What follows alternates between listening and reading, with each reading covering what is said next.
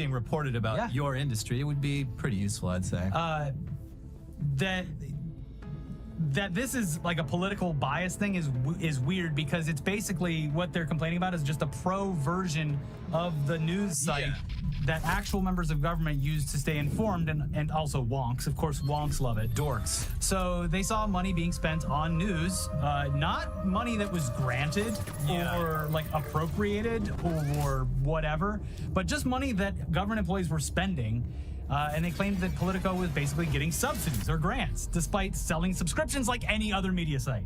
That's the drama with that. And those are subscriptions that, shockingly, people in that industry might be interested in. Interesting. It's like an agent being like, yeah, I got a copy of Variety. Oh, I guess William Morris is funding Variety. What I saw today, I don't know if you saw this, they've canceled that, not only the Politico subscription, they've canceled all subscriptions, all media, including the Treasury Department's access to like Bloomberg, not just Bloomberg the magazine, but like the actual fucking like Bloomberg stock market shit that's like the most vital tool you can have if the economy is something that you're focused on, which the Treasury is. No. Yeah. I remember Michael Bloomberg. He ran for president as a Democrat. Bad boy. Yeah, and he took away everyone's sodas. I want my big gulp, and I want it now. But speaking of buying a subscription to a media company that you enjoy, there's no sponsor today. Oh, thank God. So we'd like to take a moment and say that it's really cool when people click the join button or the thank button to support our show. We try not to mention it so often, but it does get people to sign up, and it gives us a consistency that eases a lot of anxiety. So no sponsor today. You're the sponsor. Now let's get back into the news so that we can get out of here a little bit quicker. And yeah, we do have more fucked up and frustrating news, of course, but I'm doing my little mental health break here and putting in a silly story before we get back to the horrors. And actually, this one is no prize either, because it deals with judicial malfeasance. But it's as good as you're going to get today before we get into Trump gutting the Department of Education and trying to turn Gaza into Atlantic City. A New York State judge has been forced to resign after he tried getting out of jury duty by claiming that he just knew that every single defendant brought before a court is guilty by default. He's like, I'm a judge. I know how to get out of jury duty. I know exactly what to say. And this is definitely not going to come back to bite me. Yeah, wait. Where did you say you worked again? Oh, I'm a judge, like right down the hall. Oh. And you're saying that you automatically assume that everyone is guilty? Yeah, this is obviously extremely troubling for a judge to say. But really exciting for someone who's been convicted by that judge. Yeah, 'cause, that might get expunged. And yeah, Occam's razor, he probably was just trying to get out of jury duty, but who knows? Yeah. Don't implicate yourself in like workplace misconduct. Just say something insane or racist. That would come back to, the Larry David approach. With more on this, here's local outlet KSL.com. An upstate New York judge has resigned after he got out of jury duty by claiming that he couldn't be impartial because he thought everyone brought before a court was guilty. Richard T. Snyder, who had been a justice of the Petersburg Town Court for about a decade, left his post after being charged with misconduct by a state judicial commission, officials said Tuesday. What an idiot. According to court transcripts, Snyder tried to avoid serving on a jury in 2023 by first identifying himself as a judge and then saying, I know everybody comes in front of me. I know they are guilty. They would not be in front of me. He was eventually dismissed from serving on the jury after he continued to argue that he could not be impartial, saying, no, it would not be fair. Sorry. They're all guilty in my eyes. I don't Just look at my track record. I don't care what evidence you show. I don't care what you lawyers get up to. Yeah. Guilty. He tried to walk back his comments and clarify what he meant, attempting to explain that, quote, I meant that they were guilty because they did something wrong. But they're not guilty till they come to court. They're innocent till proven guilty, he told the commission. They did something wrong. That's why they got a ticket. But they're not guilty, he added. Sounds I'm very a judge. confusing. I know how it works. Sounds like a very confusing response from a person who clearly knows how the law No, works. listen, I know they're innocent till proven guilty. Okay. Can you not type the winks into the newspaper article, please? Listen, Your Honor, prosecutor, defendant. We all know how this works, guys. Your Honor, my honor. We know what. We all know how this works, yeah. Innocent till proven guilty. Yeah. Like, come on. Yeah. In a statement, the administrator for the State Judicial Conduct Commission said that it is bad enough that a judge would seek to avoid such a fundamental civic responsibility as jury service. It is astounding that the judge would claim an inability to be impartial and to declare under oath that the accused must be guilty or they would not be in court, he said. Oh, sorry, I didn't think of the implications of what I was saying to get out of jury duty. Really didn't think this one through. Whoops. Oh, yeah, I took an oath, didn't I? Fuck. Yeah. But Listen, wait. they called me in for jury duty, but it's fine. I got easy way to get out of this. Works every fucking time. I just tell them that as a judge, I assume everyone who ever goes to court for anything is guilty. Yeah, it's the American way. As a judge, guilty until as proven a innocent. judge who actually convicts people and sends them away, I know for a fact they're all guilty. Yeah. Well, look, we all did an oopsie. I might have illegally gotten out of jury duty, but please do not send me to jail because I have improperly sent a lot of people in. Yeah, it wouldn't be cool to send me to that place. I know a lot of them in there, and they're probably And they're all guilty, by the way. all of them. But wait, here's some more good news. The Proud Boys suffered a catastrophic legal defeat earlier this week when a judge awarded the trademark to their name and all of their symbols to a black church that the alt-right gang vandalized back in 2020. Here's the New York Times. You can't call them the Proud Boys anymore. You have to call them the Big Gang. Hey, who's not excited to see the big gang? So here come the Big Gang. Yeah. The Proud Boys no longer have control over their own name. Under a ruling by a Washington judge on Monday, the infamous far-right group was stripped of control over the trademark Proud Boys and was barred from selling any merchandise with either its name or its symbols without the consent of a black church in Washington that its members vandalized. In June 2023, the church won a $2.8 million default judgment against the Proud Boys after the organization's former leader, Enrique Tarrio, and several of his subordinates attacked it in a night of violence after a pro-Trump rally in December 2020. The ruling by the judge, Tanya M. Jones-Bozier of the Superior Court of the District of Columbia, effectively means that Proud Boys chapters across the country can no longer legally use their own name or the group's traditional symbols without the permission of the church that was attacked, the Metropolitan African Methodist Episcopal Church. The ruling also clears the way for the church to try to seize any money that the Proud Boys might make by selling merchandise like hats or t-shirts emblazoned with their name or with any of their familiar logos, including a black and yellow laurel wreath. In a lengthy statement, Mr. Tarrio said the church should have its nonprofit status revoked and Judge Bozier should be impeached. Their actions are a betrayal of justice, he wrote, adding, I hold in contempt any motions, judgments, and orders issued against me. I declare. I am a sovereign citizen. What's that one company's probably going to be upset. I mean, they already were upset because you can't really sell Like that shirt Fred anymore. Perry or whatever? Yeah. Now this Episcopal Church can go after Fred Perry. Yeah, and I believe like the Proud Boys, like the actual symbol that they use as their symbol isn't theirs. It was from that company that made those shirts. Yeah. Like, please, we're gonna stop selling the fucking shirt, you assholes. Anyway. Anyways, let's ease you back into the horrors. Oh, the horrors! How I've missed the horrors. It will slowly lower you into that molten iron, just like the Terminator. But yeah, this story is certainly ridiculous, but it really obviously makes us feel for all of our friends and viewers who have autism or Asperger's and are clearly not Nazis. Because apparently Kanye West saw what his friend Elon Musk was able to get away with on stage at a Trump rally back on Inauguration Day. Remember that? 4 years ago, Inauguration Day? And a big old cartoon light bulb went off above Kanye's head, as it always does, probably while he was on the red carpet with his naked wife.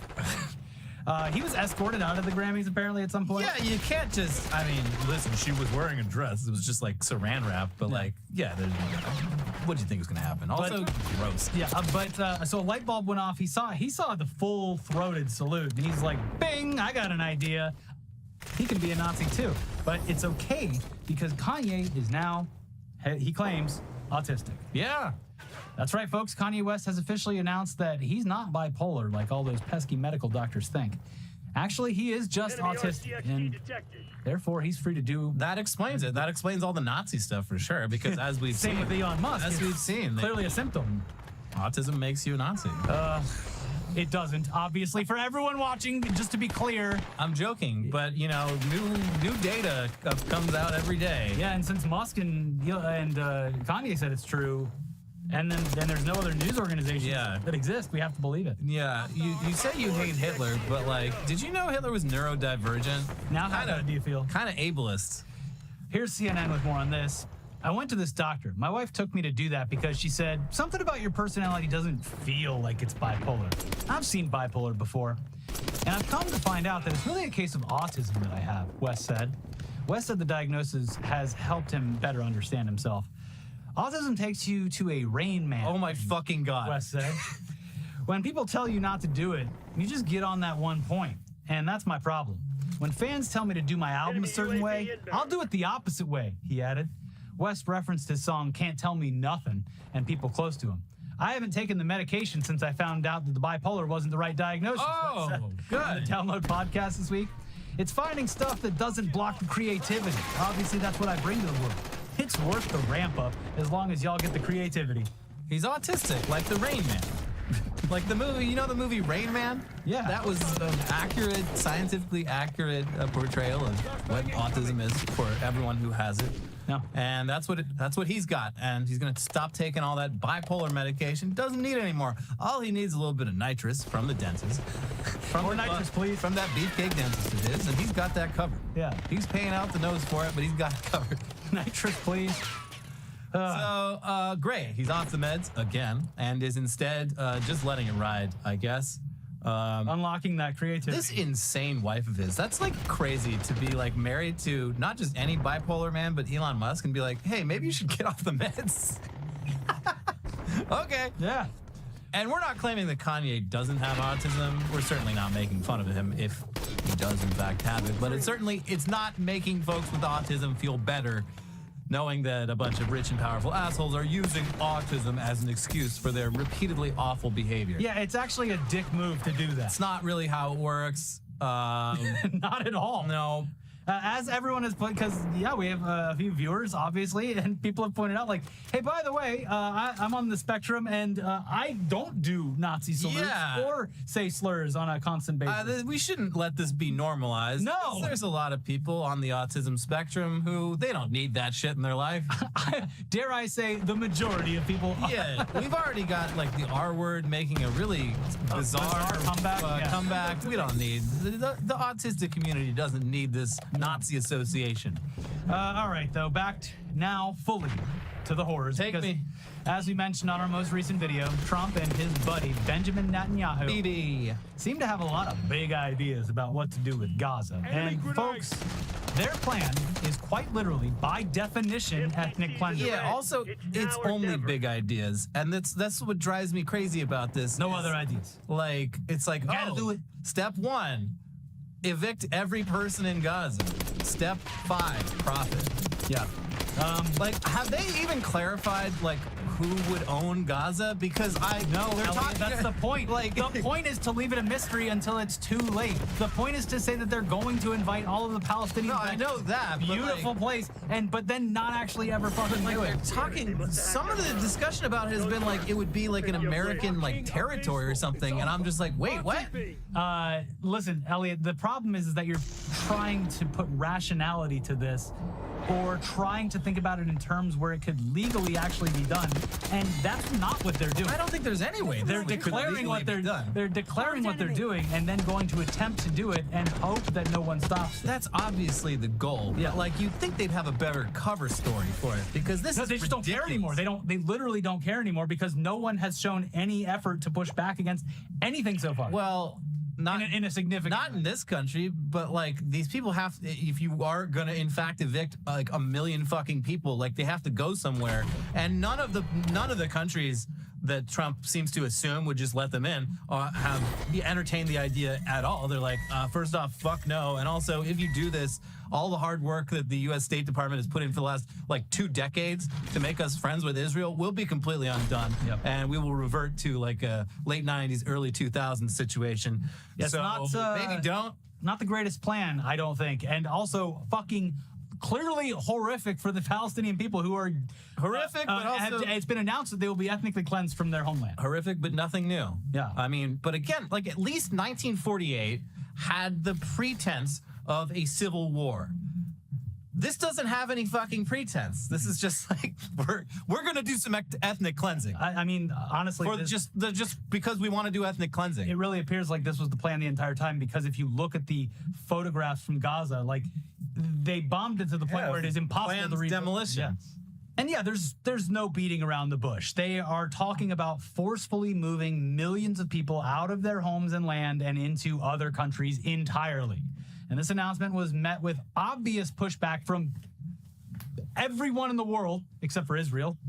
Even members of Trump's own party were, at the very least, baffled by this plan or caught off guard by it because it's, illegal. Yeah, also there's a lot of people in the MAGA movement who really don't like Jews and have opinions about Israel specifically that are kind of counter to the administration. And those people have been letting their voices be heard on Twitter saying, why do we want to kick off the second 9/11 era for Israel?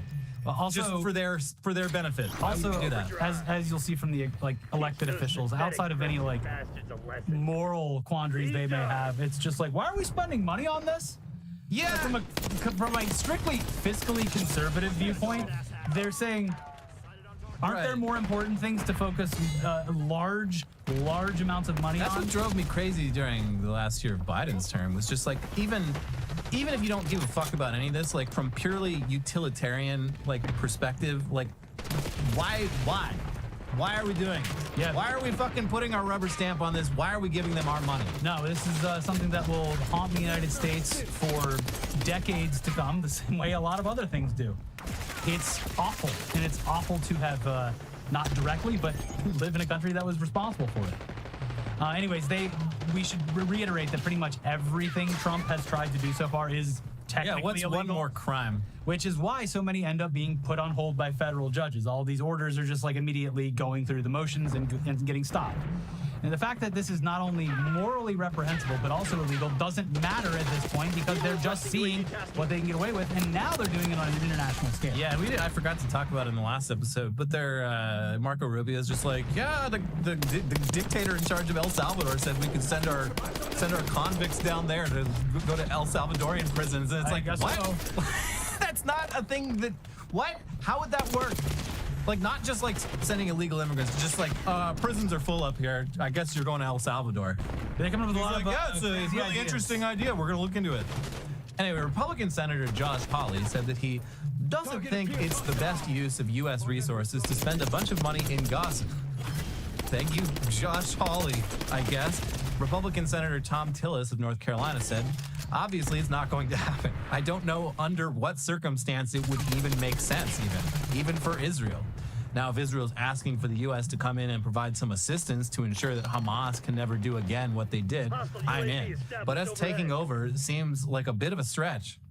It's important to note how none of the Republican critiques involve concerns over the fact that they would be doing ethnic cleansing to a region once populated by millions and still populated by who are now returning home and trying to piece back together whatever lives remain, and now are hearing from across the world that they're just gonna have to leave again, and probably almost certainly never allowed back.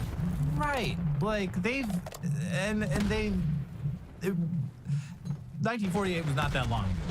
In 1948, they also left, assuming, all right, once this blows over, we can come back. And it's a pretty central part of their culture now is don't make that kind of deal ever again. So there were also people like our old friend Nancy Mace, who took a moment away from being completely fucking deranged about trans people to say, let's turn Gaza into Mar-a-Lago. Oh. And Marjorie Taylor Greene, who said, under President Trump, America will be the beacon of peace for the world. It's time to change the Middle East in pursuit of ending endless war. And this is exactly how it's done.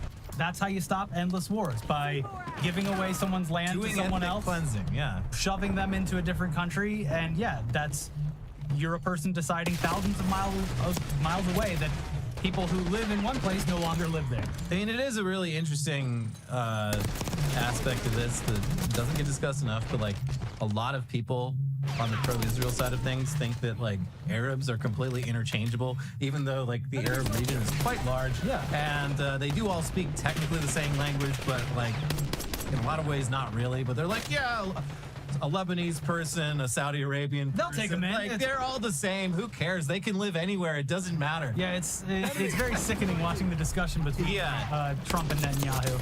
Regardless, here's what Trump actually said about Gaza through social media posts and during his meeting with Philadelphia native. Hey, I'm making cheesesteaks over there. Ocean cheesesteaks. Hey, go Eagles! And obviously, it goes without saying, Netanyahu, of course, supports everything Trump said and even went to the press afterwards to confirm it. Yeah. With more on these. He was like grinning the whole time too. He was stoked. Trump's just like, yeah, Gaza's like, they've been bombed as shit. It's a very fucked up place. And BB's like, yeah, it is. Yeah, it is. I did that. Put a sticker on that. I did that. With more on these plans, here's the BBC. U.S. President Donald Trump has restated a vision in which the U.S. would take over Gaza after officials in his administration appeared to contradict his earlier statements. The Gaza Strip would be turned over to the United States by Israel at the conclusion of fighting, Trump said on Thursday. He reiterated that the idea would mean resettling Palestinians and that no U.S. soldiers would be needed. Trump's resettlement idea has prompted accusations that he is planning ethnic cleansing and has drawn condemnation from the UN, human rights groups, and Arab leaders. Analysts doubt this will ever happen. Under his plan, Trump wrote on Truth Social, Gazans would have already been resettled in far safer and more beautiful communities with new and modern homes in the region. The U.S. would then be a part of an effort to redevelop the enclave, he said. His post did not make clear whether the 2 million residents of the Palestinian territory would be invited to return.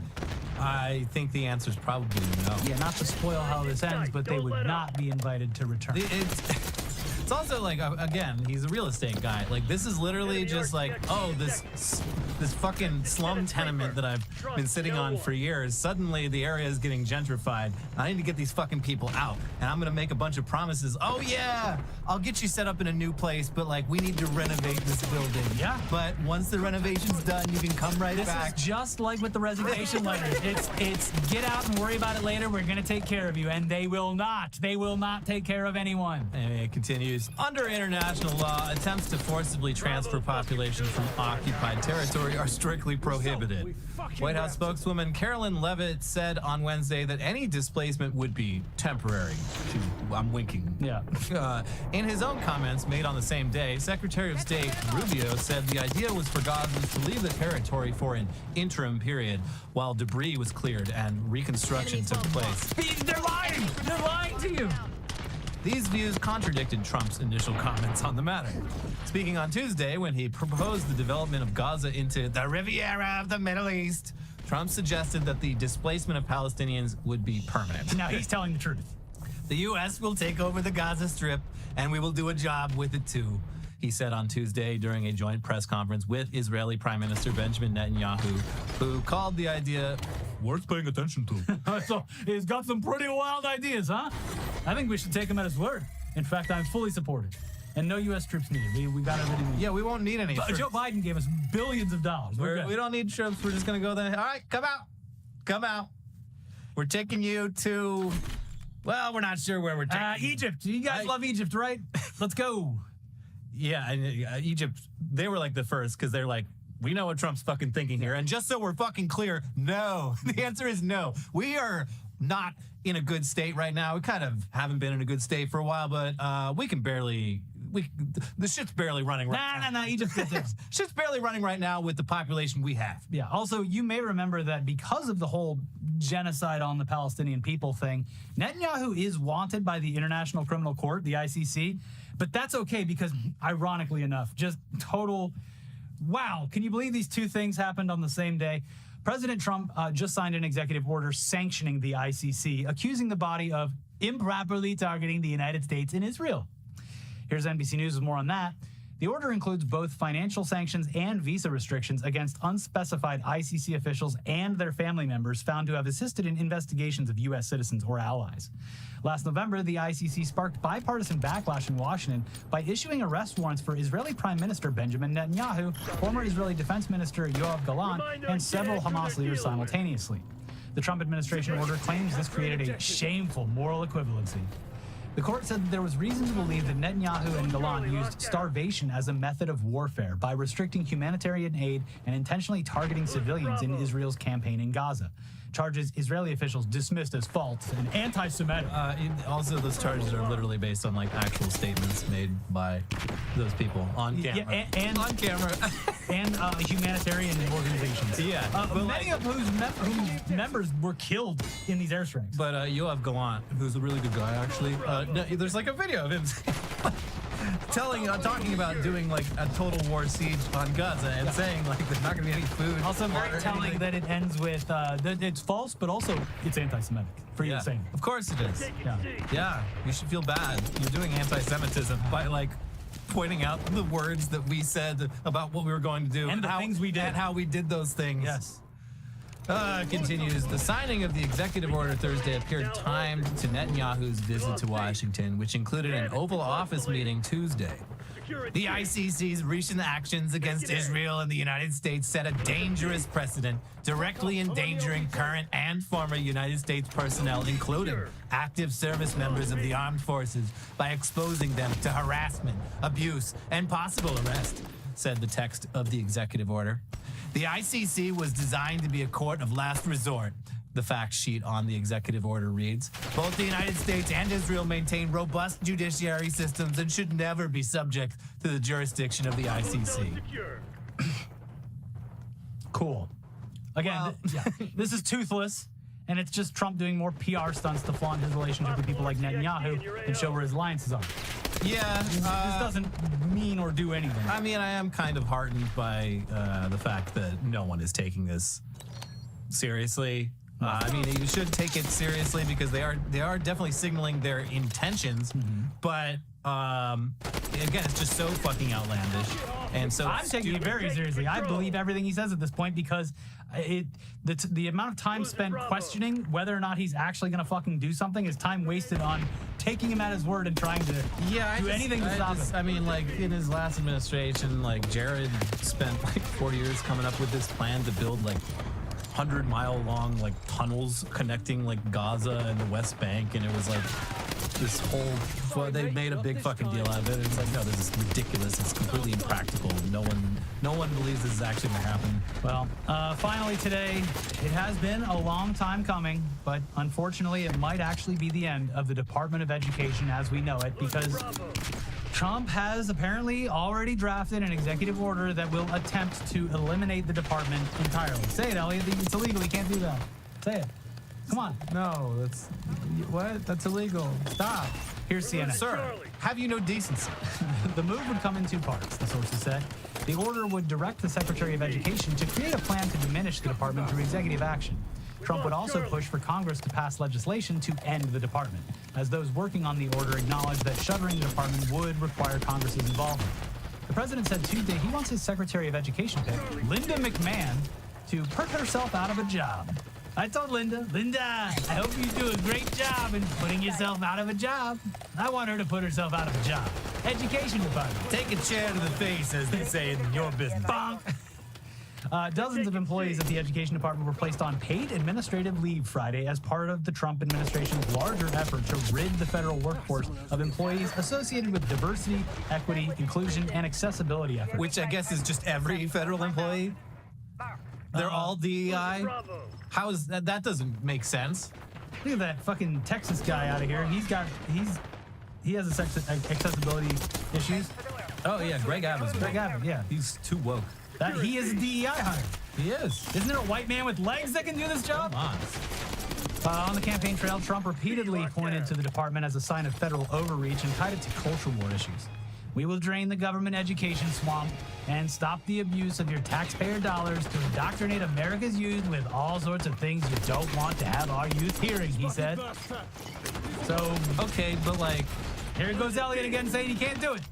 No, I was just like getting rid of the entire entire Department of Education. Yeah, I guess it won't be woke anymore because it won't fucking exist. Can't be woke like there. It's all been just like throwing out not just the baby with the bathwater, but throwing out just like an entire school bus full of babies with the bathwater. Knocking the house over. Like, all right, I fixed it. Yeah. Hey, baby bathwater doesn't exist because the house is gone. Yeah, sorry, you got rats in your house? Well, now you have no fucking house. I burned it to the ground. Exactly. No more rats. Problem solved. Problem solved. This Sunday, big game Sunday. Sunday. Sunday. Come see us live at Dynasty Typewriter in Los Angeles, California, alongside some folks from Smosh and also the Willems. And we will be having a fun little comedy trivia show for everyone at 4 p.m. on Sunday. That's Pacific time because it happens in LA. But if you're not there, you can watch online. You can watch live or on VOD. There's a link in the description. I don't think you can sell out an online thing, but let's sell it out. Yeah, invite your friends over. You know, everyone, make it a potluck. I'm gonna fight Jake Paul. You know, pick up a lot of chips and popcorn. Yeah. And, you gamble on it. You can gamble on it. Make some prop bets. But what you should really do, if you don't want to do any of that, is make sure you like the video, leave a like, click the like button right now. Do it all this time that I'm wasting talking about it. You could be doing it. There you go. Leave a comment, talk about anything we spoke about today, or just vent your frustrations below. Make sure you're subscribed. Click the join button. Click the thank button. Click every button. Do whatever you want. Pull out all the wires. We'll be back with Weekly Weird News, which is probably going to be about some weird American news. But we'll see you soon. Bye. Bye.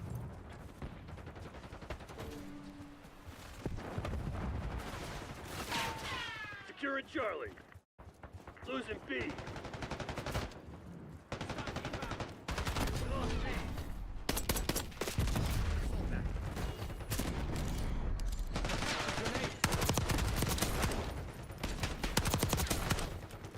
Taking Bravo underway. These TikTokers just destroyed their lives as they could face up to 10 years in prison, all for the dumbest ways possible to get attention on TikTok. Starting with these absolute morons who impersonated ICE agents for an alleged TikTok prank.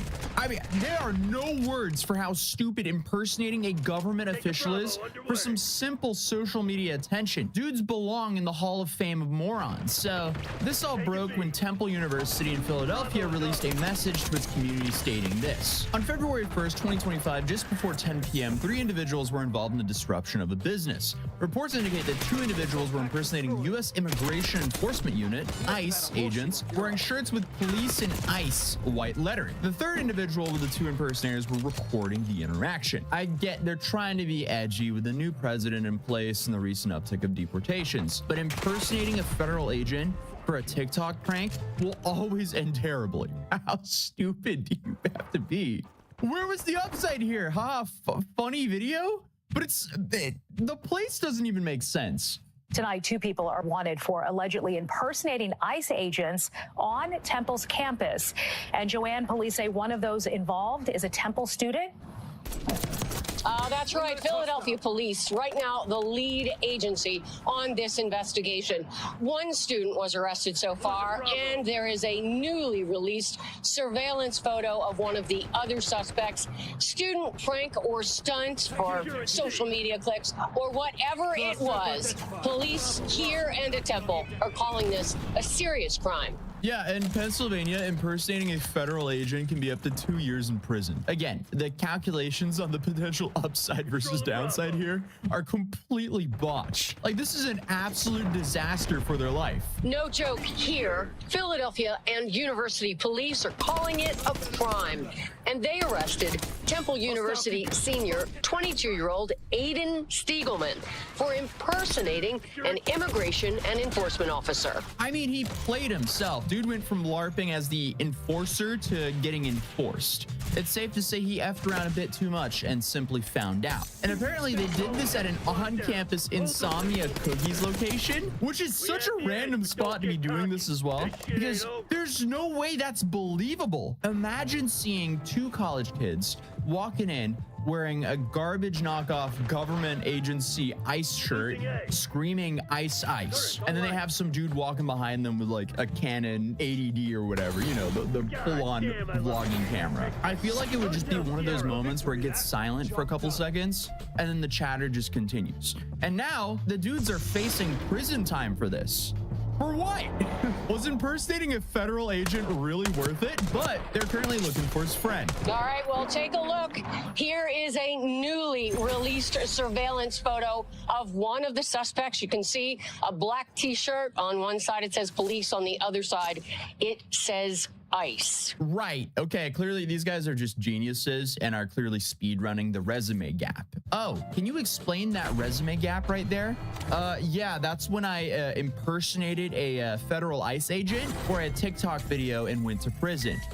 That's just not going to sound good on a resume or in any interview whatsoever. Like, come on, guys. Let's do a little bit better here. And at this point, they already have his friend and his picture, so it won't be long until they find the other guy. But if you ever wanted to take control of your digital footprint and reduce the amount of information about you on the internet, well, data brokers are the problem, because we've all signed up for something with our number, and then suddenly you're being spammed by all sorts of telemarketers and scammers, because data brokers, they take your information from various sites and they sell them to the highest bidder. The only problem is there's way too many of those sites. You're gonna have to send an email to every single one, a takedown request for your information, and before you know, you're gonna be spending more time doing that than a part-time job. But that's where today's sponsor, Incogni, comes in, because they'll manage all that for you, and they'll scan the internet for your information and automatically send takedown requests. And they keep checking to make sure that you don't get personal data off the market. Names rhyme. They are 18 and 19, I guess, Gen Z's version of Beavis and Butthead, as they went on to do one of the dumbest things possible just for some basic TikTok attention, because for some reason, they thought this would be a great idea to follow elementary school kids home from school and then ask if they want to get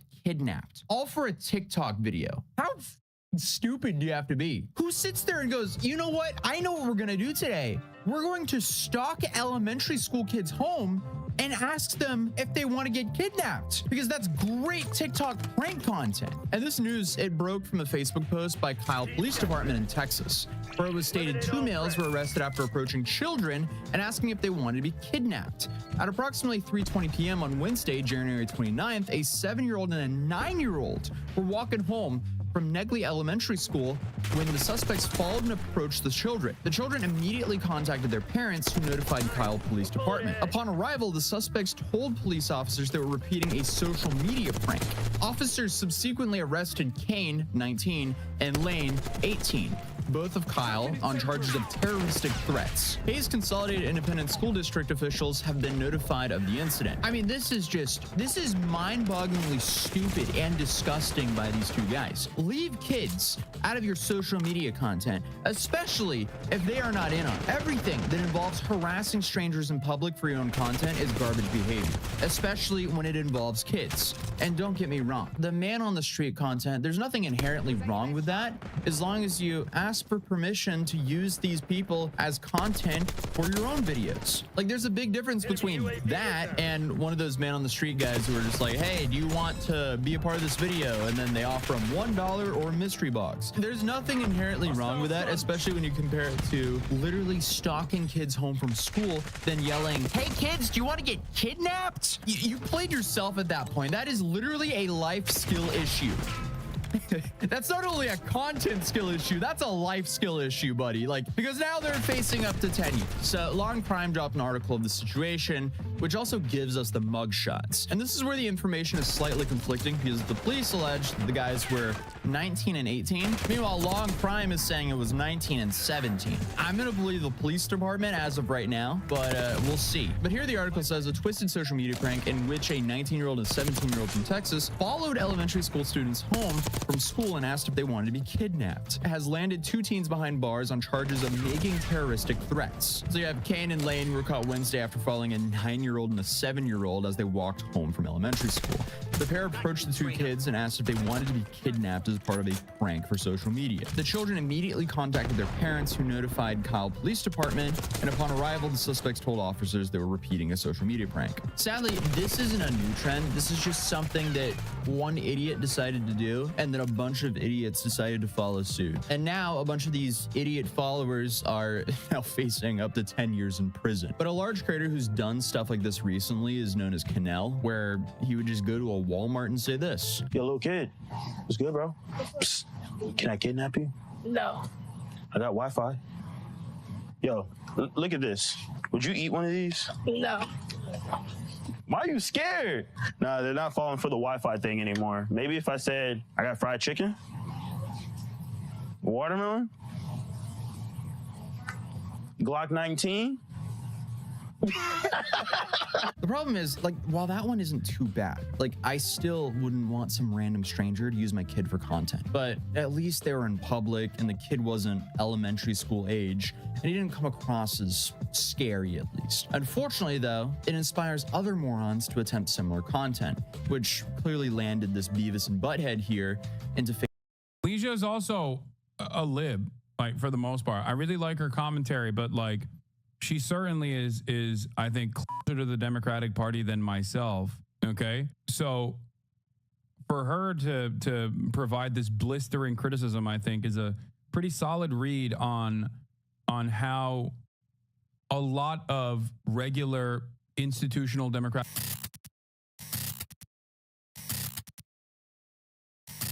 Anyway, now let's get to the Democrats. Why aren't the Democrats doing anything? By Leisha Miller.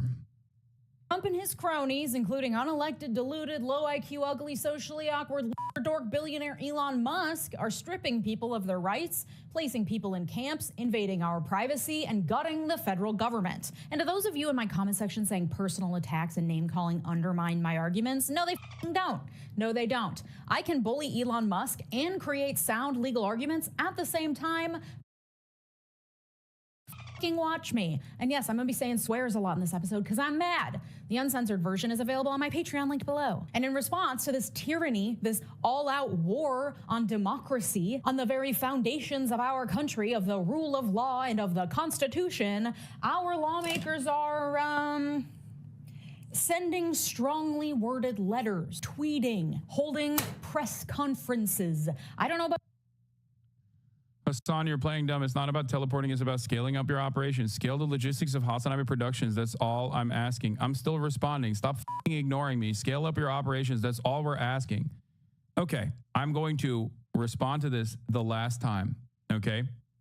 Considering that I am currently doing news commentary for 8 hours a day, 7 days a week, this is the only thing I'm good at, and it's the only thing I've done that I've actually been able to scale up within the bounds of reason, okay? When you ask me to scale up my operations, what you are demanding is that I go and I hire managers. I maybe go to private equity to actually go and get more capital and be beholden to a constant profit seeking by banks and other investors that are now tasked with growing this operation. I go and I hire journalists all around the country. I spend a good deal of this time not doing commentary, but instead management. I'm not good at management. I cannot do management, okay?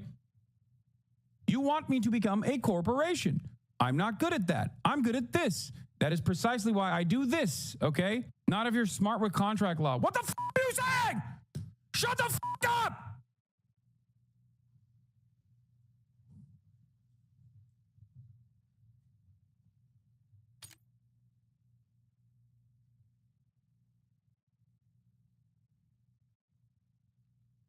Let me become smart with contract law. But it feels like not enough. Today, we're going to talk about what the Democrats are and are not doing, what they should be doing, and what to do about all of it. Let's get into it. But first, a very big palate cleanser. It's almost Valentine's Day, and whether you're partnered up in a throuple, single, and ready to mingle, or in a never-ending series of situationships, you deserve to celebrate. And listen, in these trying times, finding anything to celebrate is a major win. What better way to celebrate love than with the most comfortable underpants of your life? Thank you to MeUndies for partnering with me on today's video. MeUndies offers insanely comfy and sexy underpants and loungewear to buy or gift this holiday season. They have something for everyone, from basic black to fun prints, and you can get a matching set for yourself or get a set that matches your partner or even your pet. And they have loungewear too, including joggers, hoodies, onesies, and more. It's comfy, it's responsibly sourced, and hey, if you don't love your first pair, it's on MeUndies. That's how confident they are, and I am, that you'll love your MeUndies. But how could you kiss my peach set I got? We're keeping it PG here, so calm down. But just know, they're flattering and comfy as heck. No, I'm not raging so hard I forgot I'm watching an ad. This is a day ago from Leisha Miller. It's Ethical React. Okay, of course we're gonna watch her ad. We're watching her video This Valentine's overall. Day, give the gift that'll always have them thinking of you and get 20% off your first order, plus free shipping at MeUndies.com/Legia and enter the promo code Legia. That's MeUndies.com/Legia. Enter promo code Legia. Thanks, MeUndies. So let's get the lay of the land here, because as I keep saying, the point is to overwhelm us to the point of not caring. So we need a big picture moment to understand where we are. Trump passed a ton of executive orders right away after his inauguration. I went over all of them in a previous episode. They then started an avalanche of administrative actions that agencies under Trump within the executive branch are making in order to carry out his executive orders and proclamations. Those are things like the order to expand expedited removals of illegal immigrants, the closure of USAID, the creation of DOGE with Dr. Elon Musk at its helm, despite the fact that he's not appointed or elected and is just acting in his individual private civilian capacity, and acting illegally to gut as many federal programs as possible. Lots of lawsuits are coming down the pipe to stop DOGE, to challenge the end to birthright citizenship, and so much more. So that accounts for 2 of the 3 branches of government. Trump and his loyalists and government agencies are shutting down, freezing spending, and gutting agencies of their institutional knowledge and personnel.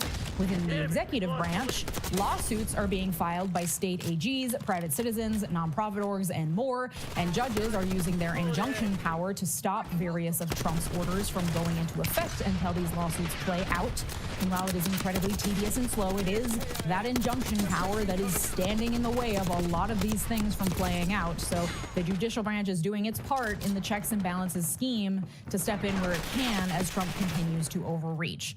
So that leaves one branch, one sad little useless, limp branch that doesn't seem to be doing much of anything in its checks and balances powers to counteract the actual insanity unfolding in the executive branch. And that's the legislative branch, where our legislators, the ones we elected to represent us, the ones who are supposed to be the essential part of the democratic workings of our government, where they sit around with their thumbs shoved up their asses doing jack shit to stop any of this, all while lamenting, well, we just don't have a majority. Legia is also a lib, like, for the most part. I really like her commentary, but like, she certainly is I think closer to the Democratic Party than myself. Okay, so for her to provide this blistering criticism, I think, is a pretty solid read on how a lot of regular institutional Democratic Party voters, I mean, she's not fully on board with the Dems either, but she definitely is like an active shy away from openly stating that she likes the Democratic Party. I think she's more left than you think she is. Yeah, I mean, yeah, she is definitely more progressive than the average Dem. But having said that, I think she is overall. I think she's overall like, yeah, 100. Like Elizabeth Warren Dem is a good way to look at it. Yeah.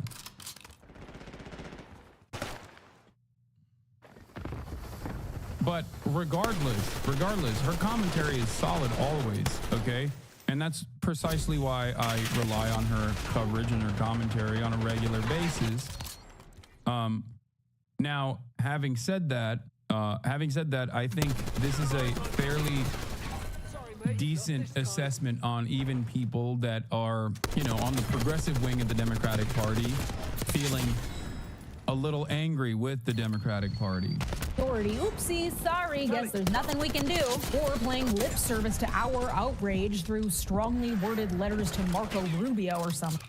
The classic trope I've talked about before. Republicans openly violate the laws in the Constitution, and then the Democrats say, hey, but you can't do that. So here's a basic rundown of what Congress has done since Trump was inaugurated.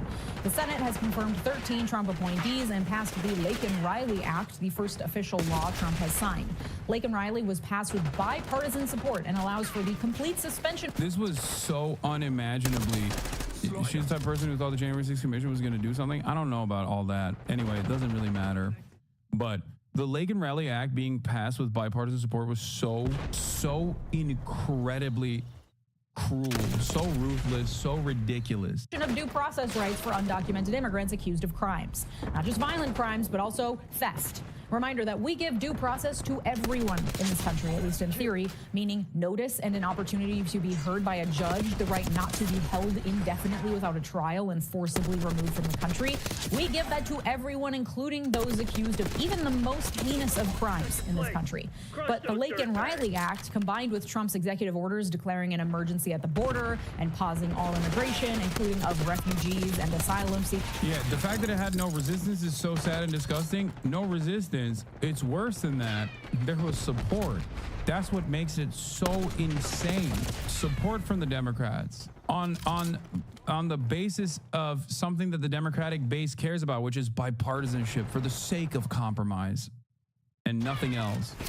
The fact that this was presented as a bipartisan bill and the fact that Democrats passed alongside, like Democrats offered a veto-proof majority, a filibuster-proof majority by voting for it was insane. Why wouldn't they support it? First of all, they should support nothing that the Republicans are advancing. If Republicans, when Democrats are in charge and they advocate for bills that actually Republicans want, the Republicans still obstruct. That's number one. Why do they do that? Because there are only benefits for obstructing in this partisan way. Okay? But number two, for this bill specifically, it is an incredibly cruel bill that denies due process on the basis of your documentation. Okay?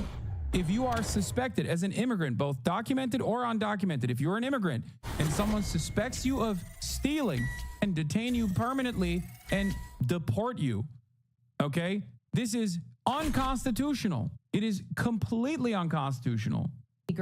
And the resulting agency actions like the expansion of expedited removal all provides for a blanket suspension of due process rights for immigrants of all kinds, including those seeking and using legal means to be here. The elimination of due process rights is a key ingredient in fascist takeover because it allows for human rights abuses to go unchecked and tends to be directed at vulnerable minorities because people already hate their fucking guts, so it's easy to turn a blind eye, whether they're Jews in 1930s Germany or Mexicans in 2020s America. And the Lake and Riley Act passed with bipartisan support. 12 Democratic senators and 46 Democrats in the House voted in favor, along with every Republican in both houses. Here's the list of Democrats who voted in favor. If you are their constituent, you should be the most annoying person on the planet for them right now. Get to work. The House, for its part, has introduced a ton of bills, many of which are symbolic and will not even make it to the floor for a vote, 25 of which have passed and gone on to the Senate, and that's about it. Though Senate and House Minority Leaders Chuck Schumer and Hakeem Jeffries introduced bicameral legislation this week to try to challenge Doge and Elon Musk by preventing unlawful access to the Treasury Department's payment system, which Doge operatives took over last week, as we talked about in my episode on Monday. They called their new bill, wait for it, the Stop the Steal Bill. They were very proud of themselves when they announced the name and received some chuckles from the audience. We call our legislation Stop the Steal. And that's when it hit me. Oh yeah, part of the reason why Democrats aren't getting done is that legislators are a bunch of nerds in suits, and many of them are old as dirt. Of course they don't know how to talk to the American people or create a cool, engaging Yeah, the older you are, the more seniority you have in the party, which means the longer you have actually stayed in office. The longer you've stayed in office, the more out of touch you are from the average person. In theory, the longer you've been in office must mean that the longer you've actually talked to your constituents. Is the exact opposite. You get tunnel vision. You get bubbled into this. The only access you have to the outside world is oftentimes lobbyists that are there to push for a corporate agenda. So they are just completely delusional to the needs and wants of the average American. Okay? Social media campaign and are terrified of youngsters coming in and using unconventional tactics to get done. Also, they're probably sleepy because most of them should be in retirement homes at this point. Theoretically, they would hire PR people to make up for being big giant dorks, but I don't think they'd know relatable, cool messaging if it hit them across the face. And Republican lawmakers are also dweebs, but so are their constituents, so it works. I think I've solved the problem, guys. Everyone can go home. The literal only reason we thought Kamala was cool was because of some sweet fan cam edits on TikTok. She certainly didn't convince us on her own after literal decades in public office. Took some lefty weirdos getting control of her TikTok account to win any of us over. Did it get her elected? No. Obviously, the entire messaging problem on the left that has alienated a huge swath of the working class and other groups that would historically fall under Democratic umbrellas cannot be solved by a slick TikTok campaign. But as it is, these Democratic lawmakers are speaking to literally no one except for a few policy wonks and some boomers. A couple of younger representatives have come down the pipe and actually feel inspiring and know how to speak like humans. AOC, Jasmine Crockett, Katie Porter, but name me a single cool Democratic senator that can speak like a human and makes you excited about politics. I'll f***ing wait. They got Cory Booker on the social media game. Literally, Chuck Schumer confirmed, according to Mother Jones, that Cory Booker is in charge of the Senate Democrats' social media. With the New York Times reporting, and I quote, "Last week, Mr. Booker delivered a PowerPoint presentation to fellow Democrats about how to deliver their message online. In the slides, which were obtained by the New York Times, Mr. Booker offered his colleagues guidance on how often to post on each platform. Instagram once or twice a day, Facebook once a day, LinkedIn 3 to 5 times a week, X." This part is so crazy. Like Cory Booker is like an alien, dude. Like, no disrespect, some people just don't have it, you know? It's crazy. It once again shows me that, you know, it just shows me that we're just completely removed. Like, the Democrats are so removed from the needs, wants of the American public. Okay, but like, this is decent social media training for boomers, or at least their staffers. 2 to 5 times a day. TikTok 1 to 4 times a day. Like, their social media strategy is about how often to post. This is you learn in like a poorly made intro to social media management for dummies course. Cory Booker is a fucking dork, guys. We have nothing to work with. Because much of the high-profile work is being done by the Senate because of their role in confirming presidential appointments, a lot of the focus and ire is on the Senate. So while House members definitely play a role in counteracting the horrors coming from the executive branch, it is the Senate where a lot of the work is to be done. And no, I'm not talking about introducing silly, fun, cool, tongue-in-cheek legislation like the Stop the Steal Act. We all know that the bill is dead in the water. It's being done for show, and so that our legislators can point to something and say, see, we are fighting back.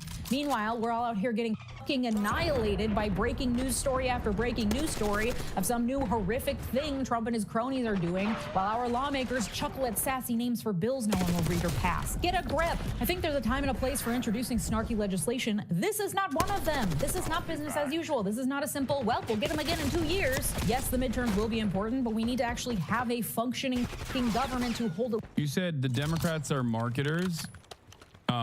But they're not even good. The Democrats are literally just marketers. They don't do actual work. They're always selling an idea. Yeah, but they're not even good marketers. They're marketing a product that no one wants. Elections in the first place. And they're not even doing a good job marketing said product. That's why they are unimaginably unpopular right now. Trump is causing damage at breakneck speed that will cause years of chaos and rebuilding.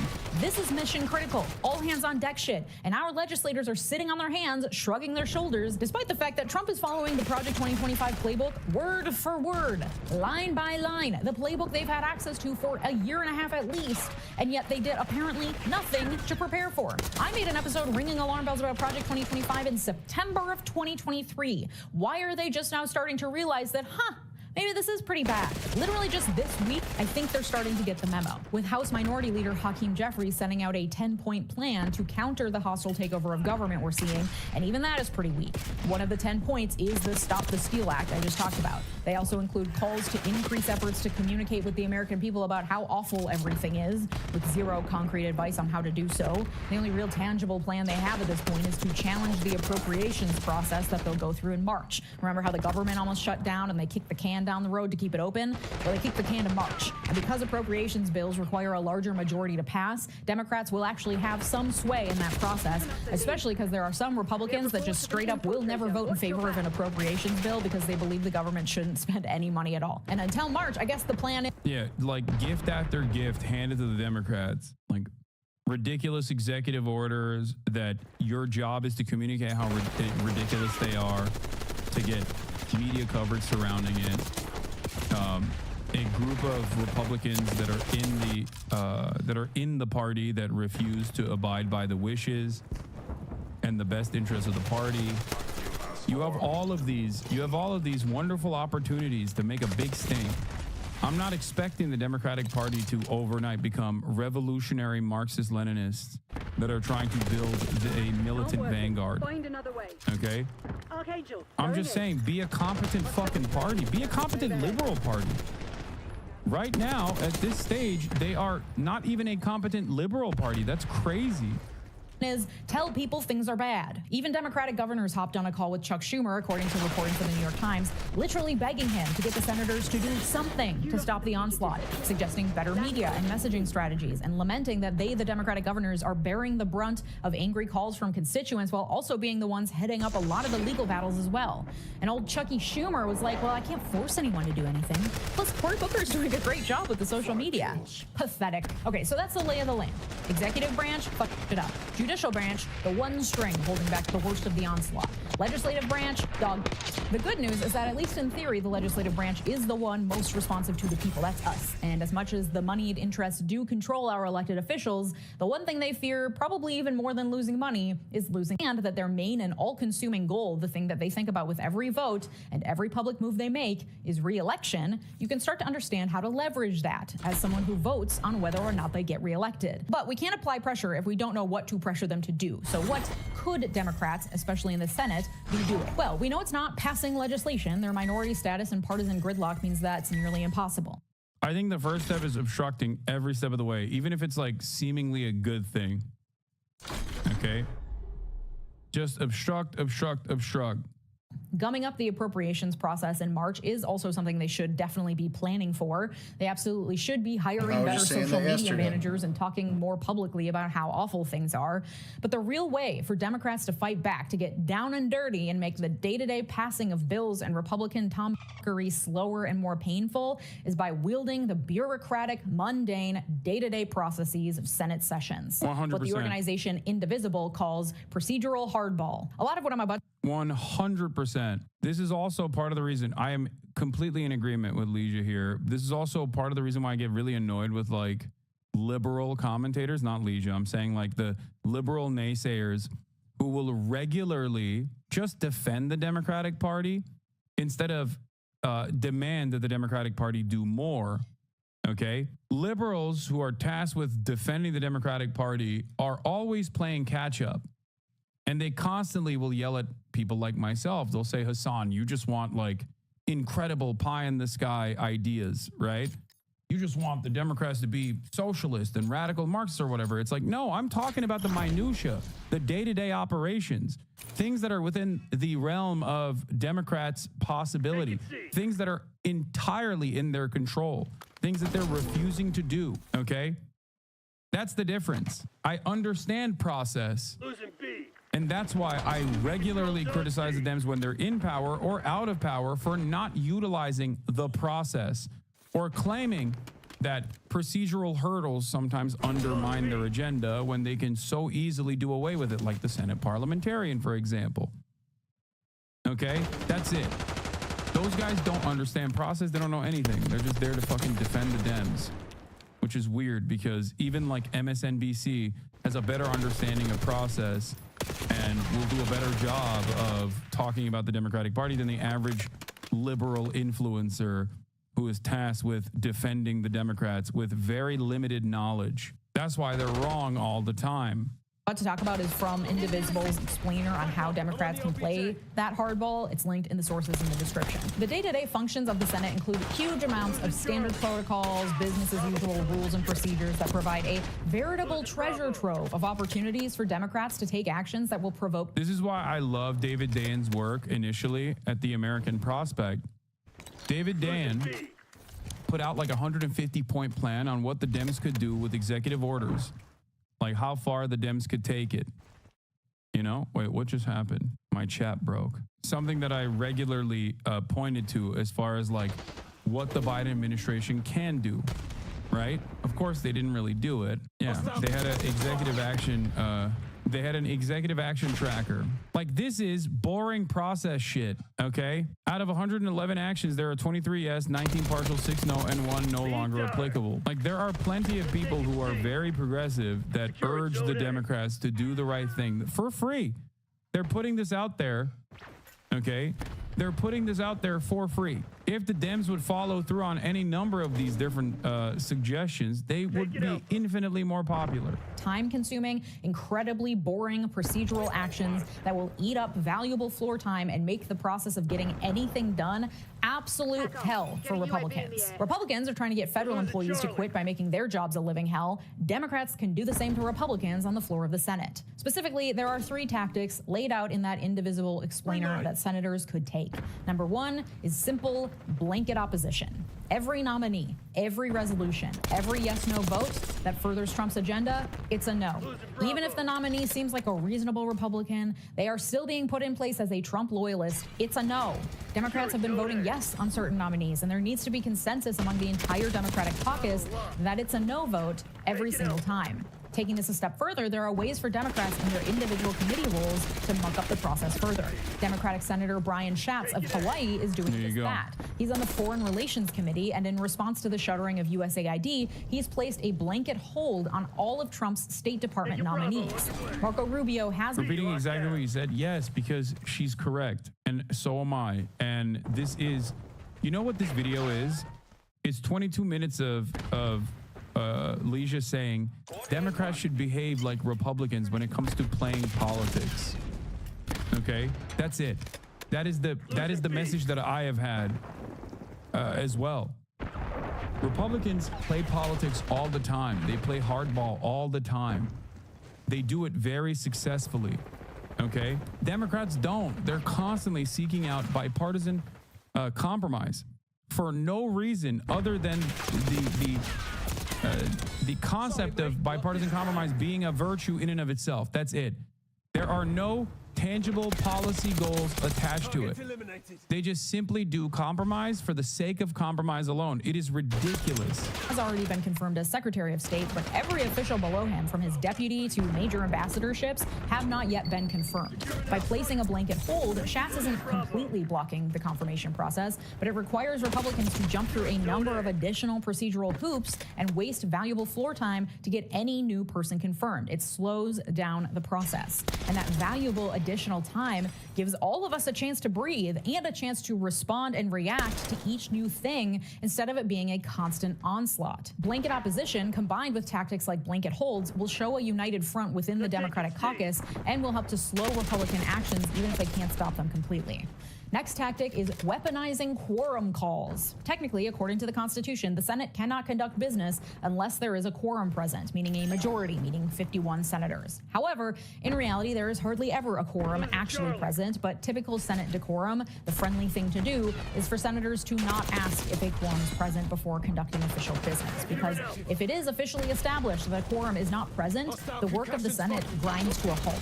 They can't do anything, and they have to either adjourn for the day, or the sergeant at arms has to literally call senators back to the Senate floor and forcibly retrieve them.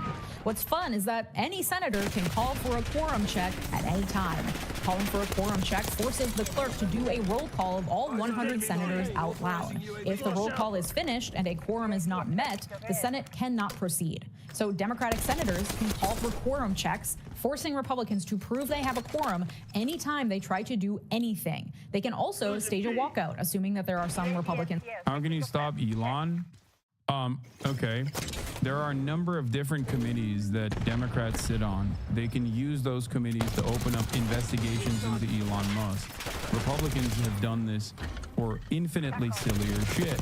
Republicans literally did this to basically beef up the lie that Hunter Biden, for example, was somehow connected to Joe Biden and the entire crimes. This was a falsehood. They knew it was a falsehood, which is precisely the reason why they didn't do open door meetings. They did closed door meetings instead. And then they would leak details to Fox News with the hopes of lying to the public even further. Okay? And under other circumstances, they also actively undermined Hillary Clinton with the Benghazi investigations. It was more costly and more time-consuming than the 9/11 Commission. Okay?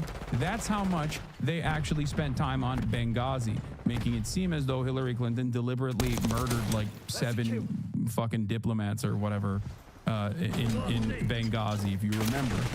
Kevin McCarthy famously took credit for ruining Hillary Clinton's credibility by keeping her preoccupied with the Benghazi meetings. Okay? Like, he openly said it. It wasn't a lie. This is a real thing that they admitted. Benghazi was a valid investigation that was weaponized against Hillary Clinton and the Democratic Party. And the Hunter Biden stuff was not a valid investigation that was weaponized against Joe Biden. Okay, I'm giving you two different examples. One is a real thing, okay, and understandably investigated, even though the degree to that investigation is obviously political. The other is a ridiculous investigation that was built around a falsehood. Okay? Democrats could do both if they chose to do so. Democrats could at least do valid investigations into the likes of Elon Musk, for example. Go after Jared Kushner's business dealings. Those are valid investigations. Those are worthy investigations because there's violations there. Okay? That's it. Is not present, which usually some aren't, meaning that there would not be a quorum present if all Democrats leave the Senate floor. But even if technically there is a quorum present, they can still call for a check at any time to gum up the process. This will be incredibly boring. It will make Republicans' jobs really boring and bad. It'll be so annoying, and it'll go against decorum and protocol, and that's the point. And then the final tactic is blocking unanimous consent. Unanimous consent is used to skip over procedural requirements involved in things like setting dates, reading things on the schedule. Pretty much nothing can happen in the Senate unless there are no objections. But by saying unanimous consent, they're assuming there are no objections, and they just kind of jump over that. Senators request unanimous consent for things to happen, and usually there's no objection and things move forward swiftly. I imagine you can see where this is going. Senators can object. Refusing to work with bolster Republicans and make them look like the good guys, that's so silly. You're so wrong. Walk out on quorum calls, the stupidest idea I've ever heard, respectfully. Yeah, we have to keep working with the Republicans because then they'll look like a bad guy. What are you saying? When have Republicans ever never worked held with that the fucking Democrats? stupid They standard. don't. The people are begging the Democrats to actually fight back against the Republicans. Even if what you're saying was completely unpopular, it would still be the right thing to do. But luckily, it's also not unpopular. It's a popular thing to do. Partisanship is the name of the game. Yeah, working with them on every single literal issue has been so fruitful so far. That's why their popularity is historically low. You know, like the bipartisanship on the Lakin-Riley Act. You'll look mean. To anything, any procedural step, any request, anything a Republican senator wants to do, no matter how small, cannot move forward if a single Democrat objects. Things will probably eventually move forward if the objection is like frivolous, for example, but when a senator objects, it starts down a rabbit hole of further procedural hoops that must be jumped through, including, for example, roll call votes, debates, and delays. Democrats can take it a step further by using their entire allotted 30-minute debate time whenever it's available. It means zero fast-track confirmations. It means, again, making Republicans' jobs as hard as possible, as boring as possible, as tedious as possible. It's making their day-to-day work nearly impossible. Not completely impossible. They still have a majority. They'll still get things done, but the pace would be dramatically decreased. You know, we always complain about how it feels like Congress can't get anything done. Might as well make that fact work in our favor. Often, blocking unanimous consent and requiring quorum calls can go hand in hand. Typically, because senators need time to have informal discussions, negotiations, take time to figure things out, they will pause work on the floor of the Senate by... Like, the saddest part about this isn't even, like, this is below bare minimum.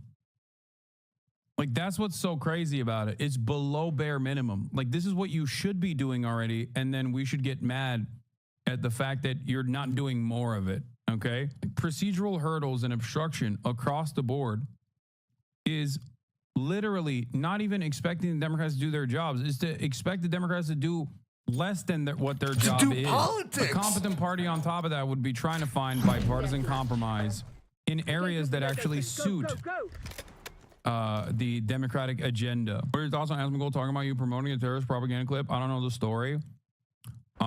Yeah, that's me. You're probably wondering how I got here. By suggesting the absence of a quorum. This requires the clerk to then read out all 100 names and take a roll call. And the clerk will do that usually incredibly slowly on purpose, knowing that it's just being called to give senators time to discuss or until the next senator wishes to be heard. It's just part of the business of day-to-day operations in the Senate. You could go to senate.gov and click watch live Senate floor proceedings on any given day and you'll see this in action. A senator will make their statement. Yeah, here, look. Hakeem Jeffries met privately with Silicon Valley donors in a bid to mend the fences from Politico. Here's a remarkable quote that really gets to the heart of what mending the fences means in this context. There's a significant fear that these tech folks who have been with us for a long time will say, fuck it, we're going with the other guy, said Alex Hoffman, a Democratic donor advisor who works with donors across the country but did not attend the event. These donors are also pissed, watching former and current colleagues have unlimited unchecked power and getting richer off of this, and they're not. They're going back to their Silicon Valley boosters and saying, oh, please don't leave us to get the unlimited unchecked power from the Republican side. We will give that to you once we are back in office. This is the exact opposite of what the Democrats should be doing. We're completely hostage to the whims of capital. It is crazy.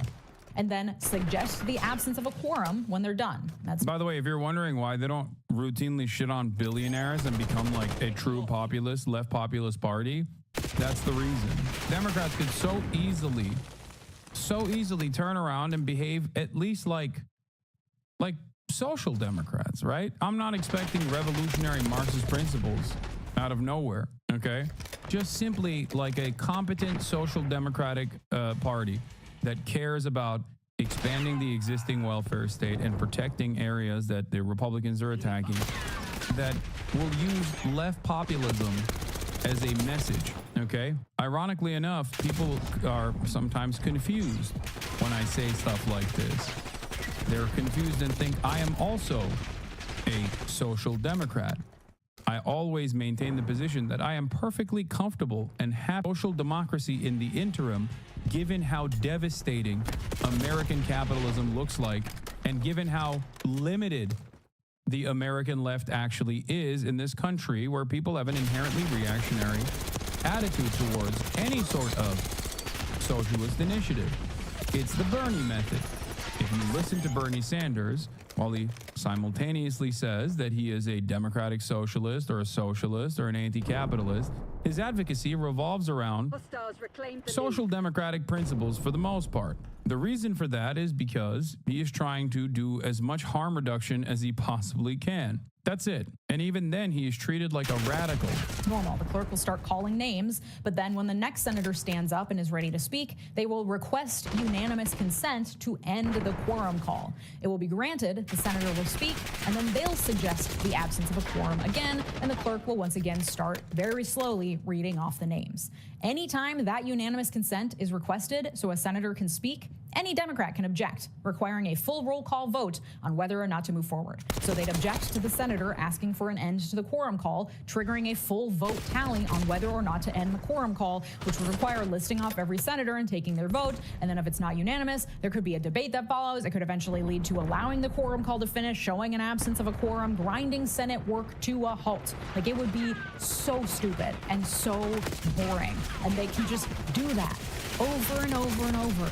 Anytime any Republican asks for anything to be done with unanimous consent. Again, things will eventually get done, but it will be so much slower and it will be so painful and so boring. The name of the game is block, delay, obstruct. The reason Democratic senators aren't already doing this, because you know that they could be, is the same reason why you wouldn't want to do it either. It's boring as It's also embarrassing because it goes against decorum and, you know, the way we do things. So they'd have to make themselves look a little ridiculous by standing up and objecting to things no one ever objects to and that are actually pretty absurd to be objecting to in the first place. That's the point. Democrats always try to take the high road, to stick to the way things are, the rules and regulations, because they think it makes them seem more legitimate, more credible, because they're following the rules. That's not— Surely the Dems are doomed to terminal decline. Isn't that a good thing? I mean, this is something that I talked to Michael from Pennsylvania, Central_Committee, in the lead up to the election.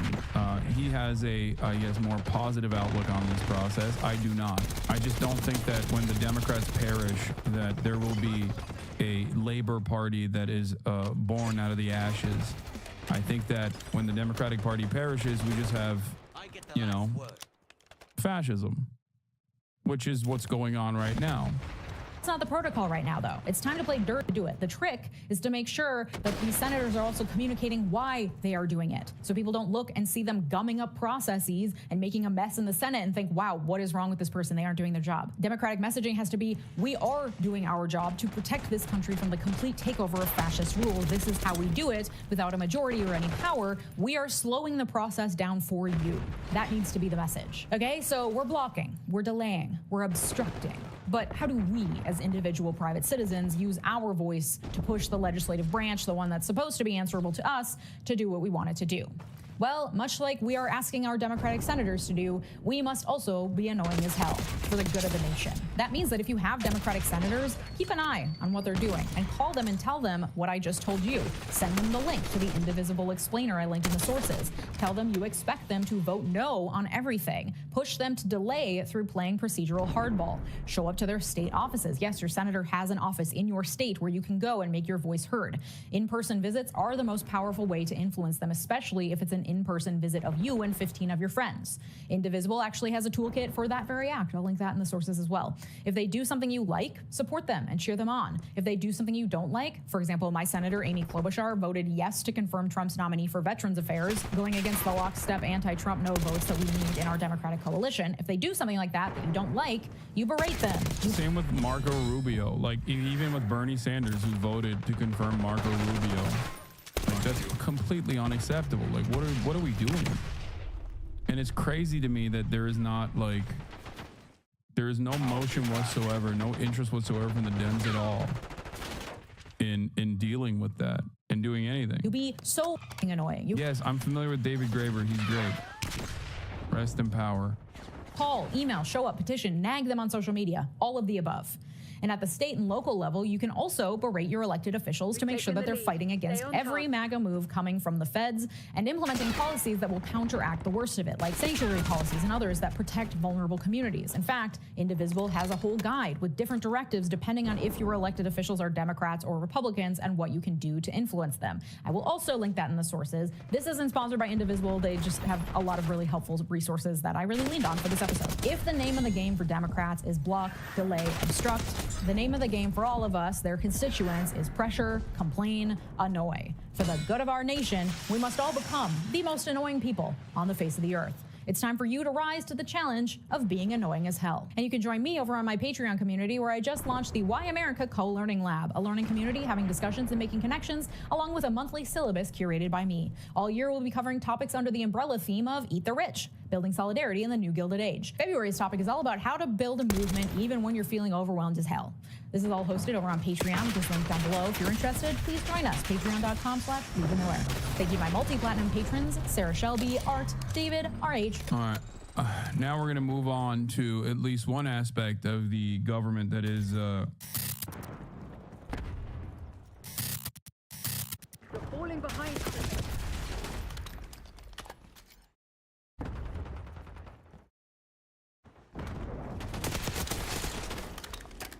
Military contractors, they need to get paid, folks. You know who's one of the top military contractors? A man named Elon Musk. Who this morning, you know, I have him muted on Twitter, but somehow this slipped through. This dude has like generational daddy issues. He tweeted, I love @real Donald Trump as much as a straight man can love another man. You know, it's not a stretch to look at this and see how, you know, Elon Musk's father repeatedly publicly saying how he isn't proud of his son may have affected this total sociopath psyche. But him and his gremlins are still at it. They've been picking apart at our Treasury payment system, which controls over $6 billion in payments and has control over a fifth of the United States economy. And yesterday, the Wall Street Journal broke a piece showing that one of these staffers, who it's a bunch of like basically interns with Peter Thiel and Elon Musk associations, he brought this group in to pick apart our like most sensitive information in the Treasury And turns out, what do you know? He's a total racist. Doge staffer resigns over racist posts. The Wall Street Journal broke last night. A key Doge staff member who gained access to the Treasury Department's central payment system resigned Thursday after he was linked to a deleted social media account that advocated racism and eugenics. We've been sounding the alarm on Elon Musk's natalism and how connected that is to eugenics and racial supremacy via genes, how they speak about it. Now we have one of his staffers reflecting that worldview. Marco Ella is a 25-year-old who was a part of a cadre of Elon Musk lieutenants deployed by the Department of Government Efficiency to it's not a real department. These are people that are coming in from the outside and picking apart our federal government. To scrutinize federal spending, resigned after the Wall Street Journal asked the White House about his connection to the account. Just for the record, I was racist before it was cool, the account posted in July, according to the Journal's review of archived posts. Still not cool, you little twerp. I mean, I saw the photos of these guys. Not cool. You could not pay me to marry outside my ethnicity, the account wrote on X in September. Normalize Indian hate, the account wrote in the same month in reference to a post noting the prevalence of people from India in Silicon Valley. After the Journal inquired about the account, of White House spokesperson Caroline Leavitt said that Elias had resigned from the role. And empty fucking life. Completely. There's more. People can look into it. It's just egregious, disgusting. Of course, expected. I mean, the guy did a Nazi salute at the inauguration and then spoke at a far-right German party rally and said that they should not feel guilt anymore about Germany's past. I mean, what we know what this guy's ideology is. And there were some questions about whether or not this particular staffer had access to the Treasury. So publicly, the administration was saying, no, he didn't. No, he didn't. But Wired reported, JK, he actually did. The U.S. Treasury claimed Doge technologists didn't have right access when he actually did. Could scroll down a bit here. Shouldn't have had read access either. Right. U.S. Treasury Department and White House officials have repeatedly denied that technologists associated with Elon Musk's so-called Department of Government Efficiency had the ability to rewrite the code of the payment system through which the vast majority of federal spending flows. Wired reporting shows, however, that at the time these statements were made, a Doge operative did in fact have right access. Not only that, but sources tell Wired that at least one note was added to Treasury records indicating that he no longer had right access before senior IT staff stated it was actually rescinded. Marco Ellis, a 25-year-old Doge technologist, was recently installed at the Treasury Department as a special government employee, one of a number of young men identified by Wired, blah, blah, blah. So they're saying publicly that he didn't have access, when in reality, and by the way, Wired has been doing phenomenal reporting on this. Nathan Tankus as well, essential for the story. But what the Dow tumbled this morning. That's the one thing that could take Donald Trump away from this absolutely insane path that he's going down. And so what they're trying to do is do this in secret. It's why Elon Musk was saying, threatening criminal prosecution for people that publish the identities of these staffers or these interns. So on the one hand, they're claiming there's nothing to worry about. They're just Treasury staffers. But on the other hand, we should make it a criminal penalty to dox them, to say their public information. Now, that's what public servants are supposed to have to engage in. They are supposed to have to be transparent about, their identity. It's kind of a basic core function of what's supposed to be a democratic government. But we don't know what he had access to. I mean, they're going after rewriting air traffic control permissions. They're gutting U.S. aid. The U.S. Treasury payment system, as I've talked about, has our medical information, our social security numbers, our home addresses, our bank information. They do Medicare payments. It's a fifth of the United States economy. This is insane. And unlike in 2016, where there were guys like Reince Priebus and even Rex Tillerson, who they're horrible human beings, but they're more like, I guess, traditional Republicans that want to... Tillerson stayed in the Iran deal until he was replaced, and then immediately after his replacement, we got out of the Iran deal. They're more tethered to like the reality that we all share. Everybody now in the administration has been pre-cleared to be a Trump loyalist, including the Treasury Secretary, Scott Bessent, who over a dozen Democrats voted for, by the way. Here he is on Fox Business on Wednesday denying that there's anything wrong here. And Elon Musk's influence on the Treasury, Doge's influence on the Treasury. You're the Treasury Secretary. What can you tell us about this? Larry, that Elon Musk is the greatest entrepreneur of this generation, and the Doge outlook and their brief from the president, the Department of Government Efficiency, and we had the Grace Commission. You and I are old enough to remember. You were in the administration. Yep. The Grace Commission in the 80s failed. Reagan years. Yep. Bill Clinton, Al Gore set up a commission on government efficiency, failed. And Doge is not going to fail. And that they are moving a lot of people's cheese here in the Capitol. And that when you hear this squawking, then some... Can you so imprecise. Cheese. What is cheese?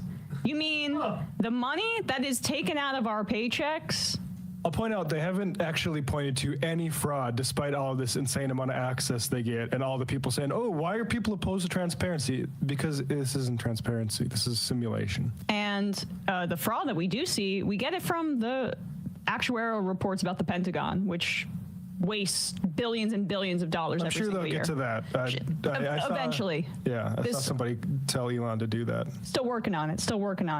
It's down the list of priorities. But all right, keep going. I had a different thought, but now I'm blanking on it. It'll come back to me. That when you hear this squawking, then some status quo interest is not happy. What I will tell you that at the Treasury, our payment system is not being touched. Everything we process 1.3 billion via payments a year. There's a study being done.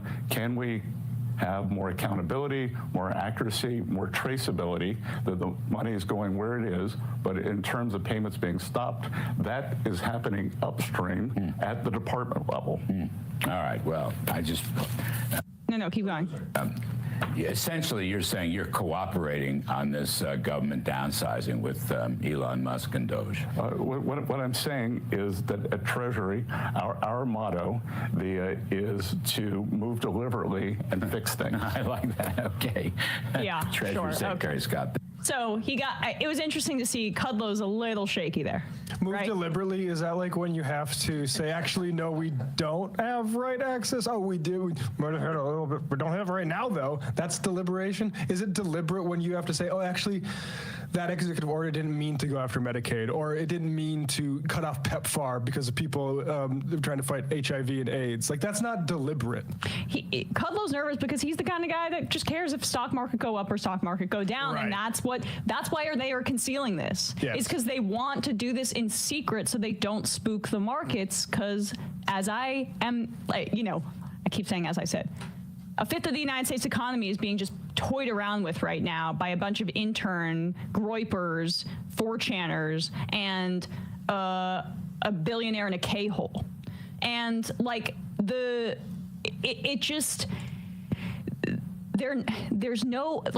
they're stealing from us. This is where we have to reorient the conversation. Our tax dollars, Congress has the power of the purse. Through the budget, they determine where our tax dollars are allocated. Then the president signs it, and he has to faithfully implement that.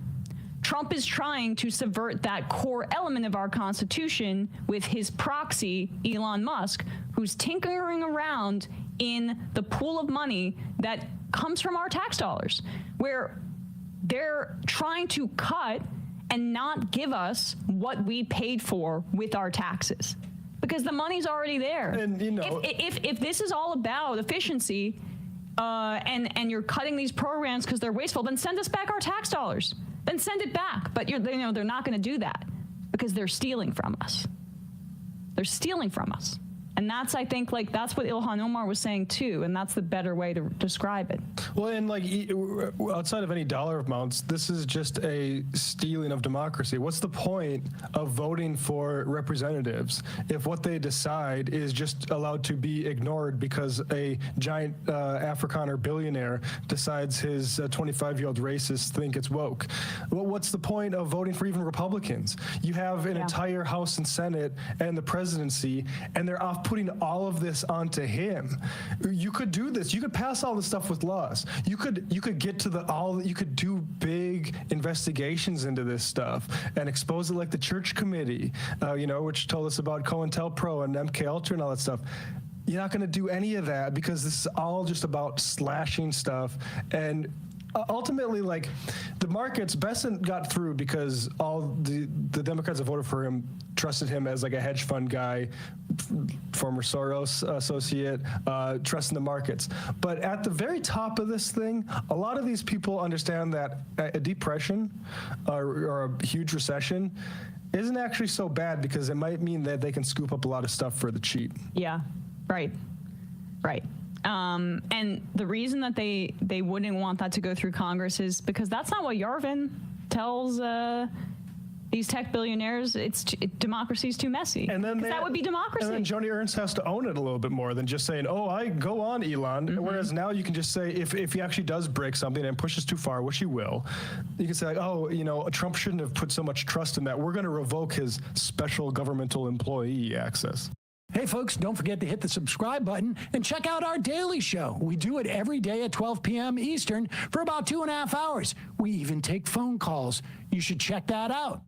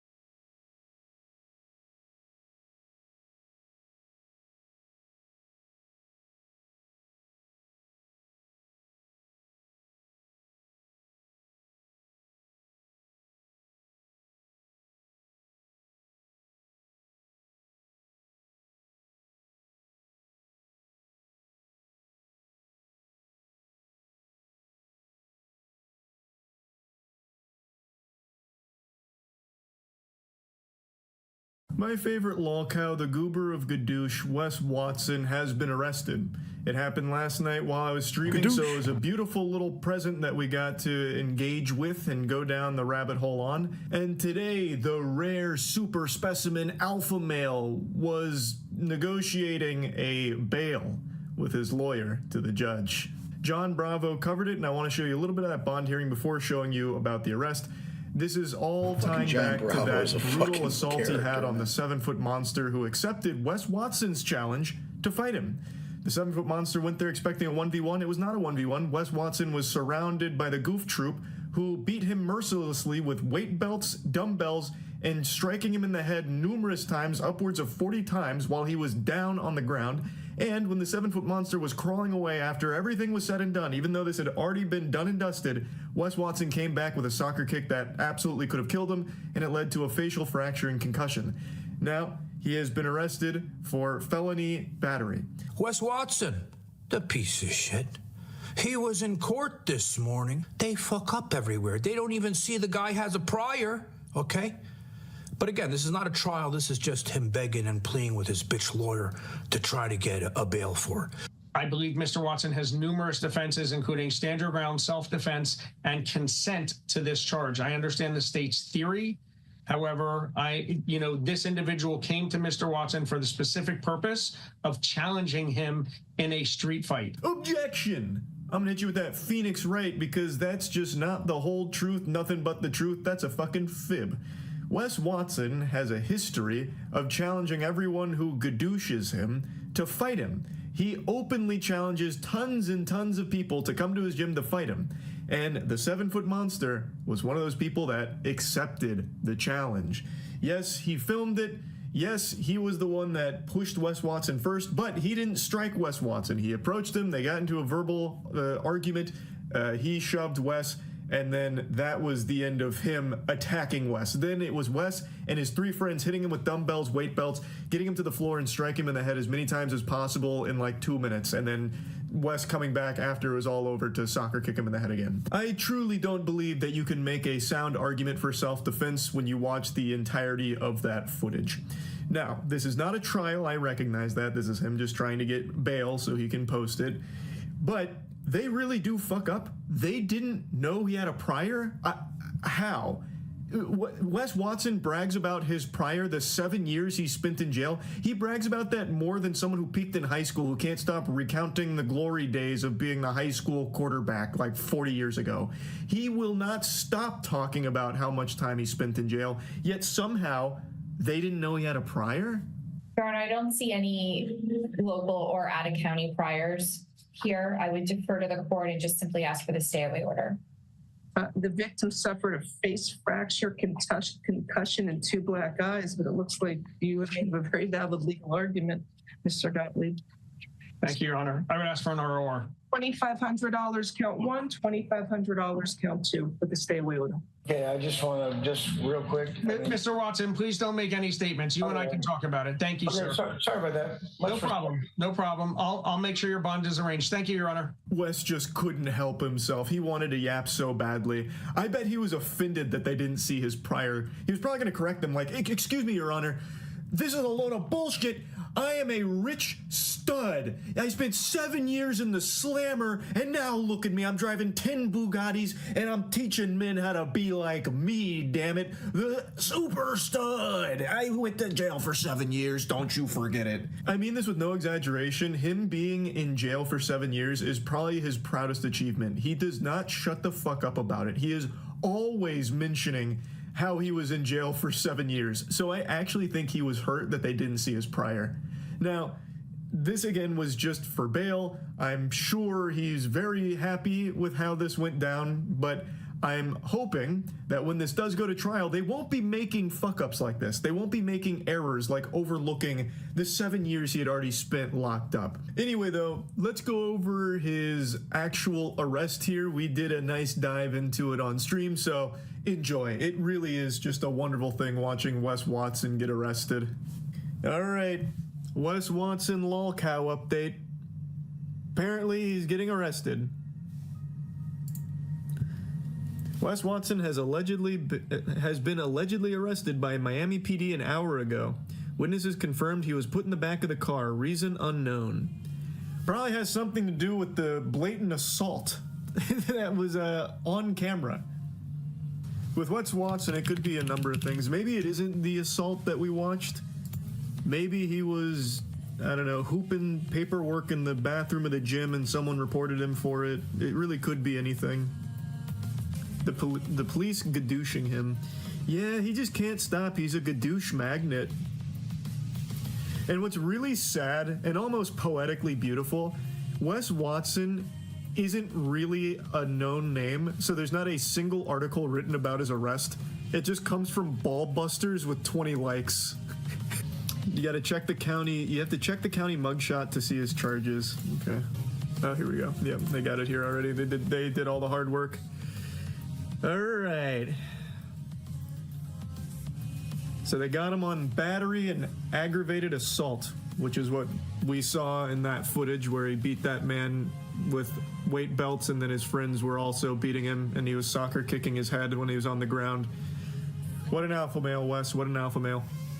But he's back at home. He spent, what, 10 years in jail, and he talked about how much he loved it. Talked about how he'd always, like, show his butthole around or whatever he liked to brag about. How good he was at hooping his paperwork. I'm sure he's happy. I bet he is going to be more comfortable in that cell than in his $90,000 or $900,000 a month rented mansion or whatever it is.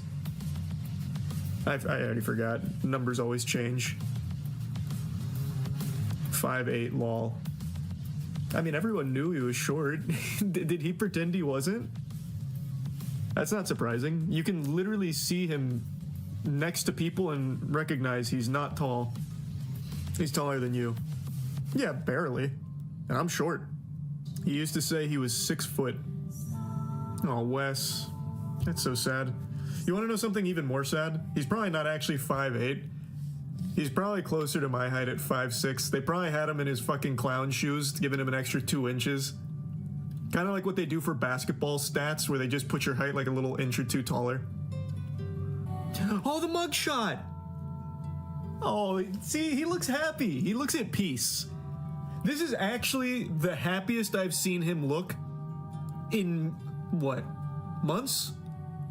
Because usually he's red in the face, melting down, talking about getting gadooshed by Redditors.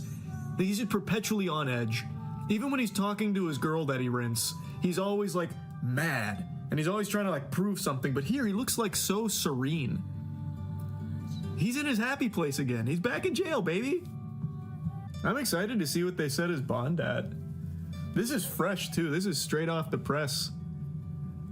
We got boots on the ground right now for this. How'd they get him? Well, it was filmed.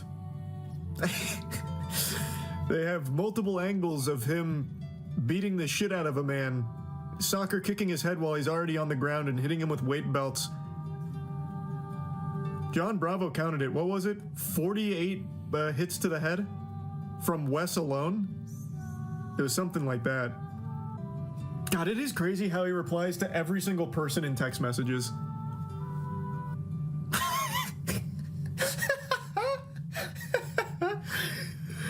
I want to be able to identify men by their assholes easier.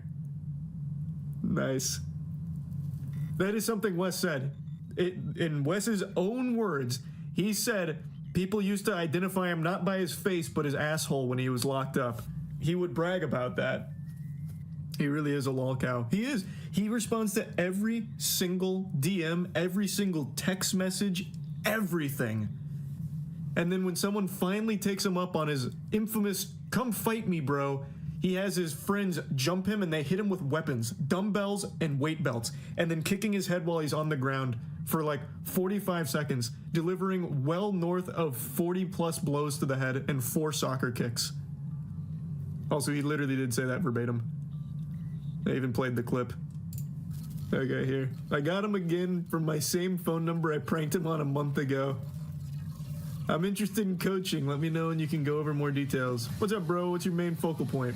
I'm 5'5", 240. I eat cupcakes, chips all day. I beat my stick 8 times a day. Sometimes I even drink it because it tastes good and I'm a freak, but I want to break that habit. Are you messing with me or do you really do that last part you texted me? Don't waste my time. I really do it. Oh my God, I'm not reading all this. Jesus. $5,999 a month. Or, great deal, $15K for 3 months. Whoa. Well, wait a minute, I gotta stop the music for that. That's a steal. That's an incredible deal. He's just giving he's giving his juice away. He's getting this Krabby Patty secret formula into the hands of desperate men for such a low cost, only $6,000 a month. Holy. Okay, I'll do the 12 months for 40K. Great, you need it. Okay. Oh, is this where the leaf blower meme comes from? Is this the genesis? Do I need a leaf blower to start? Do I need to rent escorts? Do I need to rent supercars? Do I need to rent a mansion? Do I need to beef with Reddit users daily? Do I need to scream at people on Instagram? Do I need to drive around my rental in circles? Does every body part need to be tatted? Do I need to use Metal Gear Solid exclamation points basically after every sentence? Do I need to turn gay? Do I need to link up with Lados and Nick and circle jerk with him at Elevation? Also, will Diddy be there? I knew you were a troll. You're nothing but a beta bitch. Fuck off and keep being a pussy. You'll never be anything in life. And then a picture of a leaf blower. This is not real. Nope, it is. Wes Watson, if he wasn't in jail right now, you could test it yourself. If you DM'd him saying like, hey, I'm looking for coaching, he would respond being like, yes, for only $6,000 a month. What do you want? And if you just like hit him with anything, like you're a bitch, you'd be like, all right, well, and then he'll go on like Instagram and post a story. So I had this bitch come out a stud like me. Can you believe this? Oh my God. Daily. Actually, I'm gonna check his Instagram right now. I'm gonna wager a guess he has nothing shy of 30 stories just today. 1, 2, 3, 4, 5, 6, 7, 8, 9, 10, 11, 12, 13, 14, 15, 16, 17, 18, 19, 20, 21, 22, 23, 24, 25, 26. Just shy. We just missed it.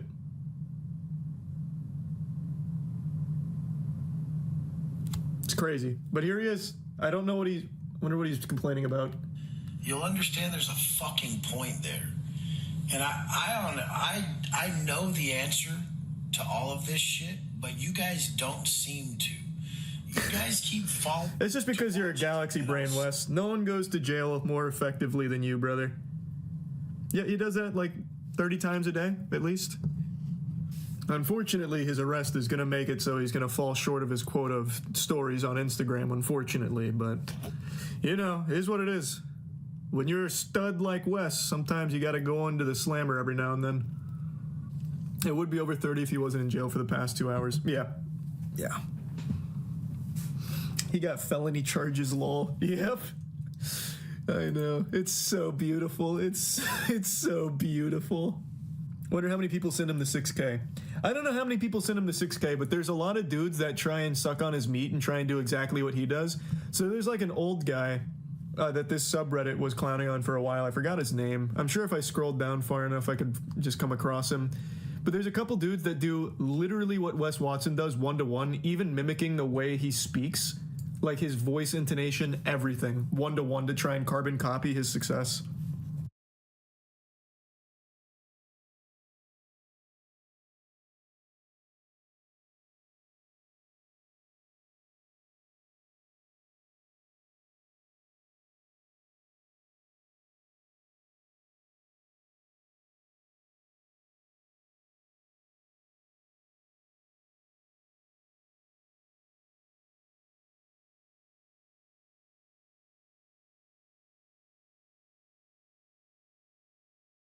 Hello, guys and gals, me Mudahar, and you know, every day that you wake up, I want you to just feel, I want you to take a breath before we start this video, okay? I want you to just breathe in, exhale out real quick, because you managed to survive today, okay? You're alive, all right? Your eyes awoke, you're conscious, the world's good outside, and we're not sitting in a fiery pit of death. Now, of course, ladies and gentlemen, the reason I say this is because, you know, as always, I like reading crazy shit on the internet, and I always like reading fearful stuff, okay? I love that fear-mongering. Give me some of that fear, okay? Scare me news. Apparently, there's an asteroid that's going to hit us in 2032. Ooh. Well, at least I can proudly say we'll be playing GTA 6 before that drops, all right? God, if this was next week with like 100% guarantee, I'd probably cry. My favorite lol cow, the goober of Gadoosh.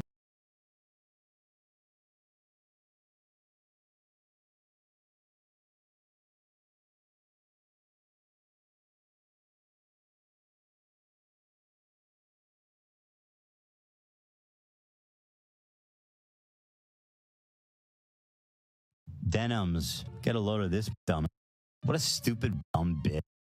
Holy shit. Yeah, that's defamation. Straight up, man. Okay, first of all, she's a bitch. Shame on you. Here's a Hassan Orbiter Denims. You guys might not know who she is because she's like mostly irrelevant. This is a disgusting human being. Well, I foolishly took my weekend off, my middle of the week weekend. I stream Friday, Saturday, Sunday, Monday, and I take the other days of the week off.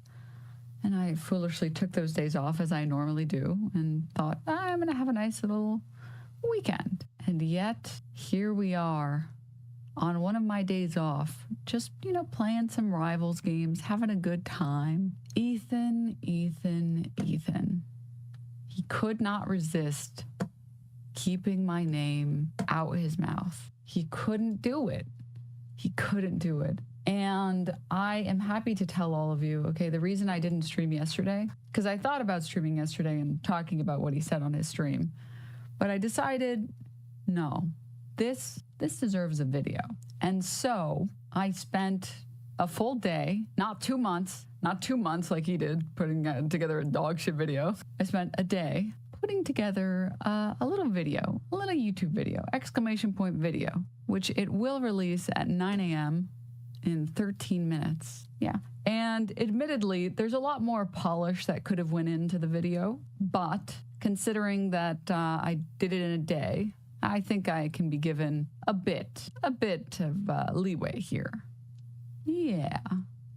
You didn't spend months and months burning yourself out? No, actually, no. Yeah, actually. Do a countdown? Oh, I should put a countdown. Audie, thank you for the 5 gift subs. Oh, thanks. Algo works better if you just link the channel and we click on it. I mean, I'm going to ask all of you that are not on mobile. Before Elon, I see. To click on the video, you know, like it, comment, whatever, because it'll do better in the algo than just me playing it when it drops. So if you do want to, you know, support the channel, it would be cool if you guys went ahead and watched it or clicked on it, opened it in a new tab. That would be nice of everyone. Mostly because I will not be doing any commentary on the video. I'm just going to let it play. All right. I'm going to let it play and I'm going to do it and I'm on mobile. Damn, dude. So yeah, let me see if I can pull this up. 1 sec. Yeah.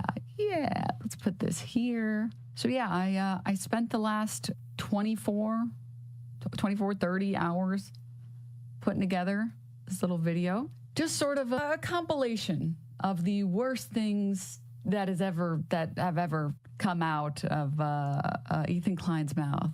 Yeah. And just debunking some of the lies. Wait, is it possible to spend only a day on a decent video without crashing out for 6 months first? Doctors hate this one secret trick. Your psychiatrist hates this one secret trick. Yeah. Subi, thank you for the prime. Thank you. So yeah, I would appreciate if you click on it, give it a like or dislike. Comment on it if you'd like to. And I think most people will appreciate this video. I think most people will appreciate this video. One thing I will say, so I love the average Ethan Klein viewer. Probably sucks. Bruh, only 2.9K viewers. Bro, you have nothing to hate on? Nothing? This is pathetic. Can we get some good insults in here? Can we get some good insults, man? Me when I'm top. To drive, but not too blind to hit gold in Marvel Rivals. Feels good. Feels good, man. Happy stream day, everyone. Smoke weed, stay hydrated. Denims, this is your stop being anti-Semitic to this chatter. Stop. Oh God. So yeah, I'm gonna let it simmer. Okay, I'm gonna let it simmer. We have 9 minutes to spend while we wait for the video to come out. And yeah, I think in the meantime, I want to cover what else we'll be talking about for today. All right. Wait, this chatter was serious? How dare you tell people that Ethan Klein lied multiple times? That's pretty anti-Semitic of you. That's pretty anti-Semitic. That's unbelievable. You know, calling out Jewish people who tell lies is anti-Semitism. That's right. Yes.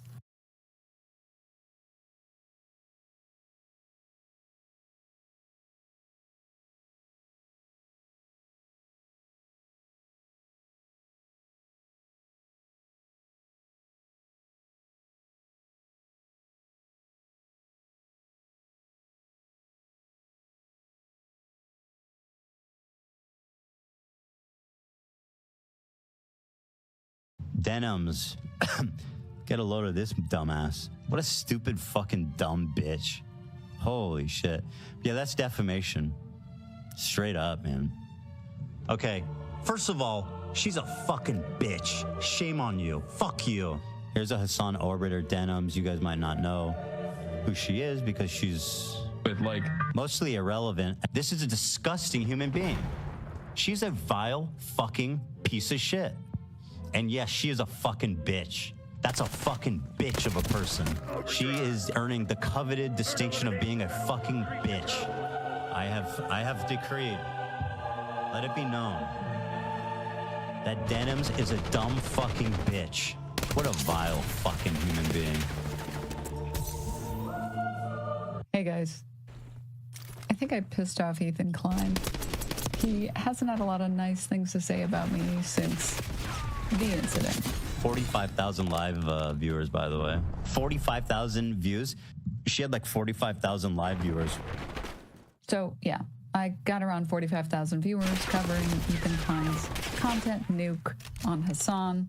The video was pretty terrible overall. And I think anyone that wasn't sure before is completely certain now that Ethan has become a shell of his former self. I mean, shit, I used to watch this guy in high school. I wish I could fucking memory zap my face after watching this shit. Now, this video isn't going to cover the whole manifesto because, well, I already did that on my stream. But I did want to respond to some of the clips of me that I've seen floating around. Before we get to those clips, I wanted to address Ethan and anyone else that might have noticed that I was silent or sometimes needed to control myself to make sure I didn't laugh. Once again, speechless? You're my hero, bro. Nothing to say? Go! Say something. More Nothing to say? Coming out. What's funny about that? Nothing to say? No comment? I can't believe. No comment! No comment. That's amazing.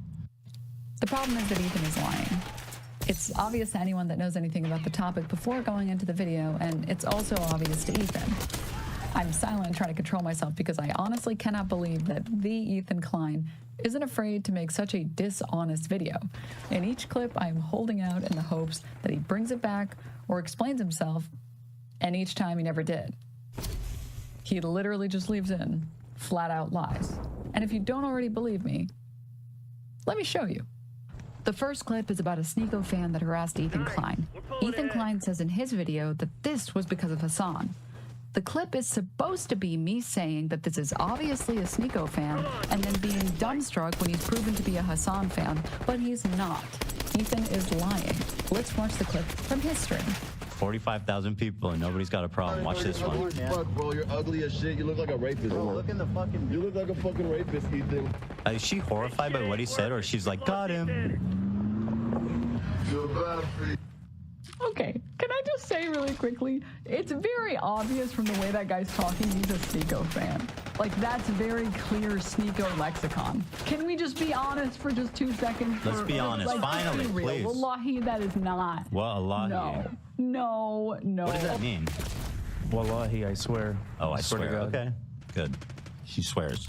Oh my God, bro, I love you. Hassan, can I give you a hug, bro? I'm so sweaty, bro. I love you, bro. I'm so sweaty. I love you, bro. Once again, speechless? You're my hero, bro. Nothing to say, go! You're the coolest guy. Here's the, you just went a whole fucking, you just grandstanded on how he's obviously just must not be a fan of Hassan. And like, how could she sit there so stupid and smug? Oh my God. Again, Ethan is lying. His proof isn't proof at all. The first time this guy shows up during this stream, it happens 15 minutes earlier when he meets Hassan's crew. Notice he doesn't react when they say they're gonna find Hassan. What are you guys doing? What kind of content? We're just streaming. It's live stream. Oh, live stream? Yeah. Dude, it's like, I'm a content creator too, bro. Yeah, sure. I do content. Good. So you just literally live right now? Yeah. How many viewers? A couple. A few. You? Yeah. What, 30? Probably more than 30. Really? Yeah, I would say more than 30. Yeah. Dude, guys, my YouTube channel is @dating&money. Please subscribe. @dating&money. I talk about Palestine on there. Money. Yeah. Dating and money. I talk about Palestine on there. Okay, hell yeah. Okay. Yeah. I want to find his son. Okay. Where is this guy? Where'd he go? Yeah. Well, yeah, just type in and then dating and money, guys. Just listen, chat. Do not fucking go to dating and money. Chat. You better stay here. Do not go to that. We can't afford to lose any more viewers. Hassan has fallen on hard times. You know this. Now, the clip from Ethan's nuke, which happens 15 minutes later. Oh my God, bro, I love you. Hassan, can I give you a hug, bro? I'm so sweaty, bro. I love you, bro. I'm so sweaty. I love you, bro. I have to interview you. You're my hero, bro. I love you, bro. This one is pretty ridiculous on its face, so I'll just leave it there. But here are some of the nice things this guy had to say about Hassan and me on his Twitter. You know the difference between you and Hassan? What? Not Nasrallah. The difference between Ethan, the difference between you and Hassan Piker? Yes, but please tell me. So insightful.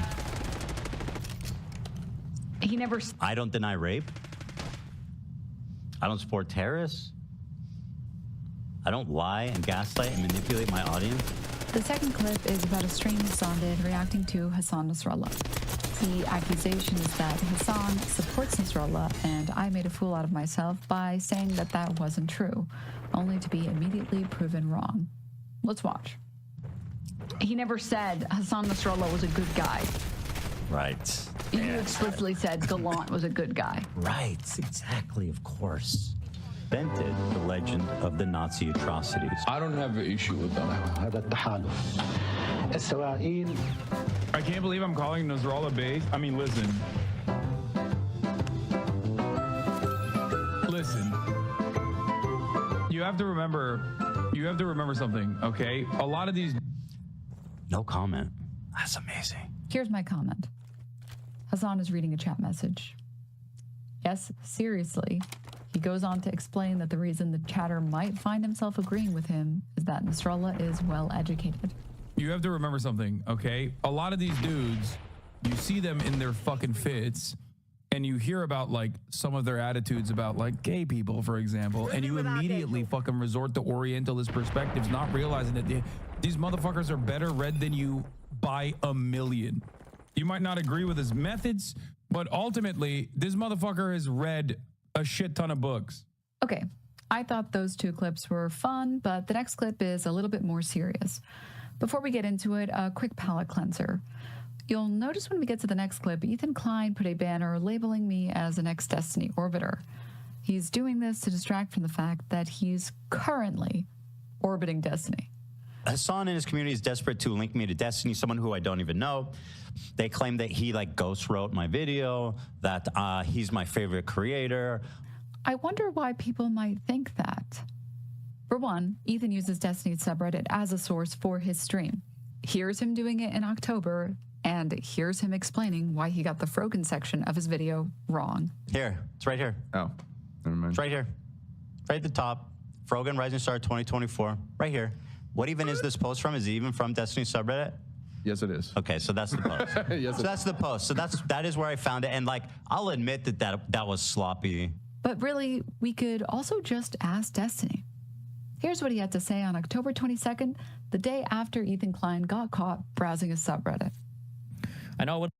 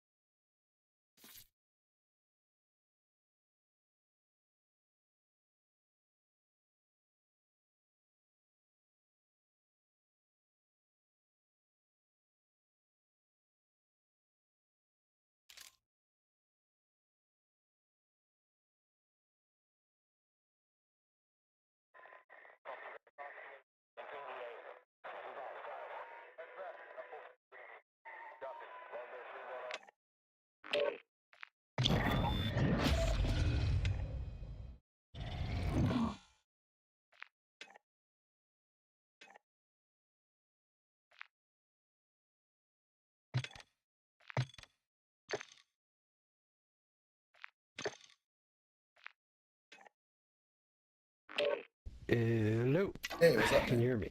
Yeah, I can hear you. What's going on? What's going on? Good. Not much, man. What's happening with you? Not too much. I just, I did re-record the drums, so I think I finally got a better mix. I'll have to send it to you and get your opinion on it. Great. Yeah, please do.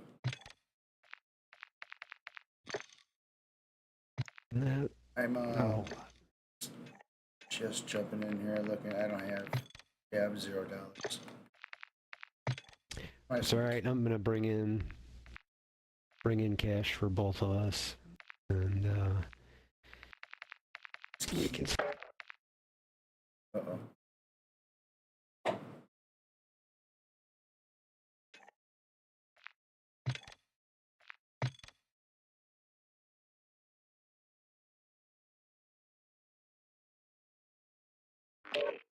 Sorry, that was my fault. I backed out by accident. No worries. All good. All right. Yeah. Trying to look at my loadout shit. Oh, I think I'm set.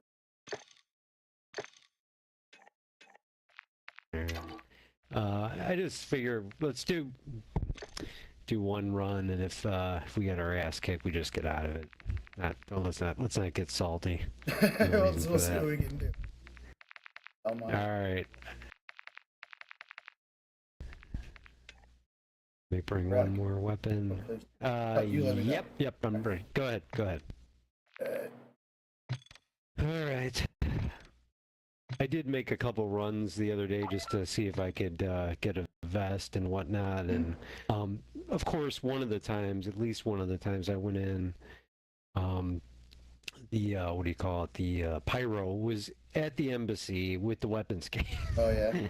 I didn't bother to go over there, but I was like, God Sure, damn it. Sure, why not? No. It'd be annoying if I killed them and you weren't on the match. You'd probably even be better off. I have not been doing my homework. I haven't been making any. I've been doing the camo grind, man. Yeah, no, it's I've only gone in a little bit. And yeah, that last time I went in, I think I went in 3 times in a row and got killed by players every single time. Really, just brutalized. I was like, fuck that. I'm ready for that right now. Yeah. Now serving. Punishment. Agony. Oh yeah. Oh god. I did start playing. How was your Friday? Friday was fine. Today was fine. Oh, excuse me. Both Chris and Zyro were out of the office. Just, me, Dave, Anna, and they leave right around 2. So I had like the last couple hours all. I had the crib all to myself, man. Party time. No. Broke out the champagne. Welcome to Al Mazrah. Twister. Played Twister by myself. And loot to gain access to new missions. Enemy threat is high, so expect contact. All right, let's see where we're at here. Ooh, what do we got? Oh, pretty far up there. Yeah, you just want to head for the exfil, try to loot in exfil. Which one? This one? Marking HLC. Cool. Yeah, let's loot on the way. We're gonna go buy a stronghold. Okay. I don't have a key. Is there any shop? Actually, well, fuck it. There's no point going to a shop if I'm not gonna spend the money. Do you want and plates? You want to hit up? Just exfil. You want to hit this gas station? Like go this direction? We'll stay clear mostly clear of the stronghold. There'll definitely be enemies just hanging out outside. Unless you want to murder everyone outside the stronghold and take all the shit. Which is always fun. Yeah.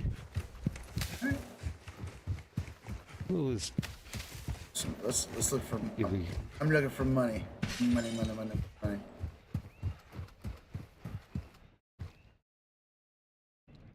Oh, we got a self-revive. That's nice. I like that. Yep. Oh, wait, I hear something. Is that you? Yeah, it's probably me. I heard. It sounded like a parachute. Weird. Oh. But then why would there be a parachute? You don't parachute into this game. Yeah, unless somebody was on a tower or something. Oh, enemy. Holy Okay. shit. Holy fuck. Oh shit, we were spotted. Alright. I'm getting these guys out up here. Asshole.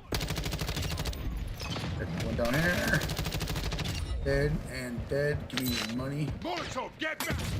Oh, what the fuck is this? What the hell's that shit? There's a bunch of guys up here. Gonna run and gun. What the fuck are these guys, dude? Down here? Oh shit. Fuck. Where? Which?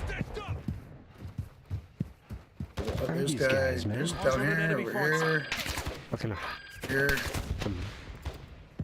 Oh shit, God. launcher. Where's the launcher guy? Shit. Reload.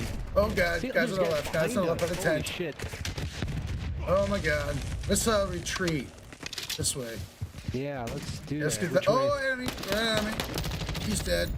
Your shit. Give me your. I can't reach. Asshole. Oh, Ultra One, activity has increased in the area. Keep your eyes open. Fuck, dude. What the hell? Oh shit. Oh, dude. I need to get cover. Everywhere. I'm down. Get behind. I'm getting behind this truck because I was taking shots from that direction. Thank you. Oh, they're shooting the launcher at us. Oh, thank you. Armory. Plating up, plate. Oh, I see him. I see him. Launcher guy. Launcher guy. He's down. He's down. My God. Shit. All right. Wow. All right. Well, we need to go this way because the exfil's this way. Over here. Killed. Other guy. Shit about armor, bro. We need to get some plates. Yeah. Fuck. That was nuts. Yeah, I've just got the ones I got on me. Right, in my vest. Me too. But there's not really a shop anywhere nearby, so we might just have to exfil. Taking shots? From the right? I heard it, yeah. Yeah, over here. Marking enemy. He's dead, but we got to move on this wall. So we keep moving.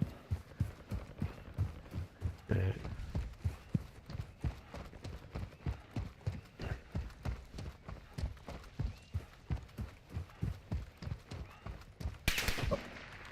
2 shots over here. Shit, reloaded. God damn it. God, these guys are just eating my armor, bro. Oh, no, it's personal. Pull him down. Wait, shoot. Where's this guy? He's over here by me. What is this? Oh, this is one of those missiles. Okay, I see. Okay. Let's do this SAM launch. There's a motorcycle over here. Let's do this launch, and we can get some money. All right.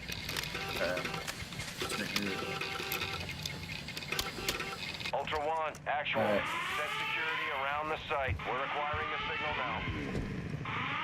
Can you get on or no? No. No, is this one person? That's. Oh no, I'm not. Oh wait, no, you just swapped. Yeah, I just jumped off. Yeah. Oh well. Let's hold this position. And oh, we got enemies coming.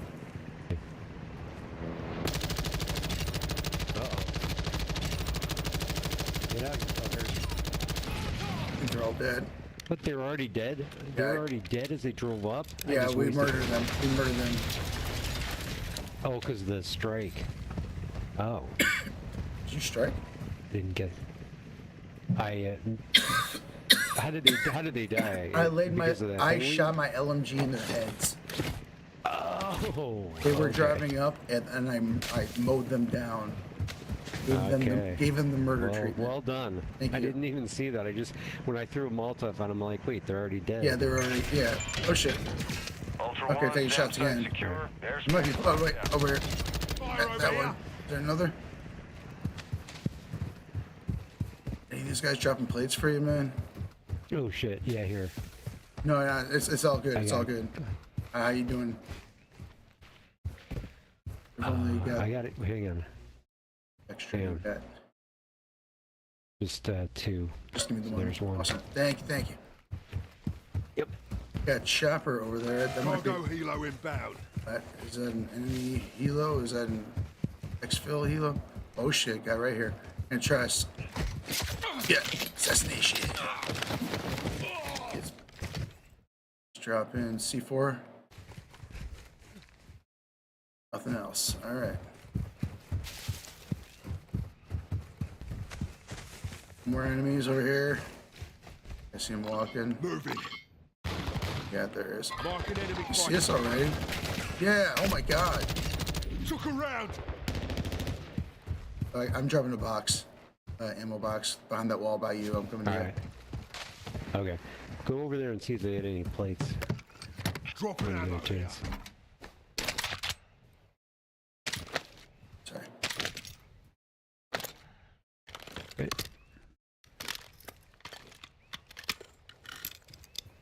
Plate up. Okay, plates. Alright. Just a good look see.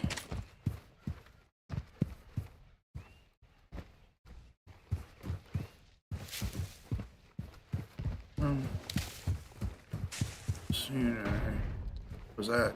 Oh, was that you at the door? That was just me. Yeah. Yep.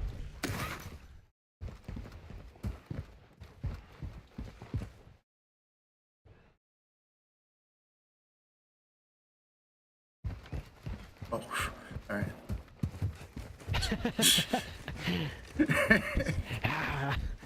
Jump scared me there. Surprised I didn't fire. We are, how many are we? Less than 100? Yeah, we're practically close. on top of it. Yeah, we're up. We want to loot this house. Alright. Ultra One, actual. We've got a lock on an enemy supply drop. Missile out. Uh-oh. Oh, it's cool. Is that our SAM turret doing work?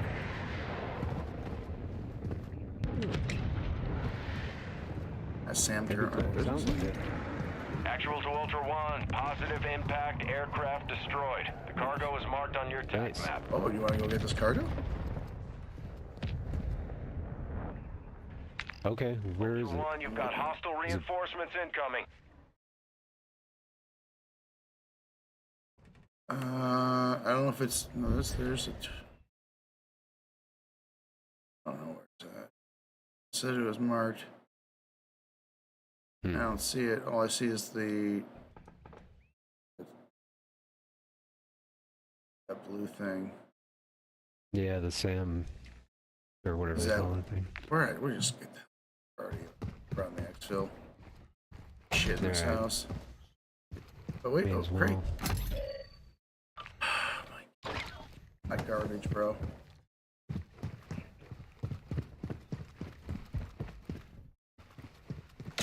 Oh shit, what the hell was that? Was that a booby trap? Happened. I don't know. I don't know. Could be. I might. I was in the kitchen. Wow.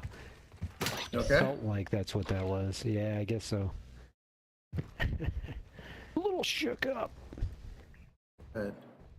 Wow. Forgot about those fucking damn fucking booby traps. It's just mean. Yeah, Come on, game. That's unnecessary. All right, I'm gonna hit the exfil. All right. Ultra One, extraction is inbound at this time. Ultra One, Dino Force I'm laying by the inbound for trash. extraction. We're 2 clicks out.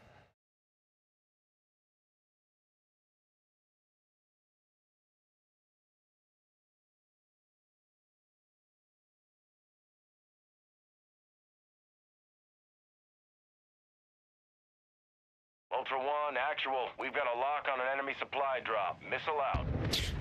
Alright. Nice. You do. Ultra One, Dino 4. We're approaching the LZ. Get it secure. Yeah, I only got one plate, and I won't last long out here. Yeah, I just got the plate some avast. Actual to Ultra One. Positive impact. Aircraft destroyed. Cargo is marked on your TAC map.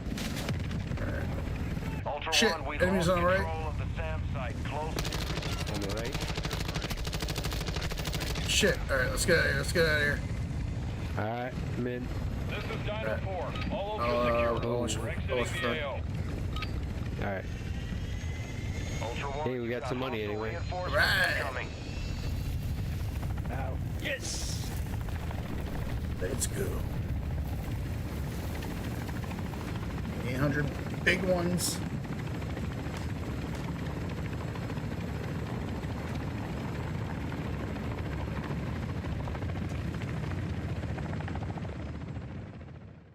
Sweet. Did you want to try it again since we had a successful run there, or?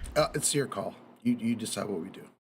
Let's do one until we fail, and then that's it. Wrap it up. All right. Yeah, I got a silver bag too. Yeah, that's cool. Oh yeah, that stays in your backpack, right? The silver revive. So yeah. You've match with party. You've match.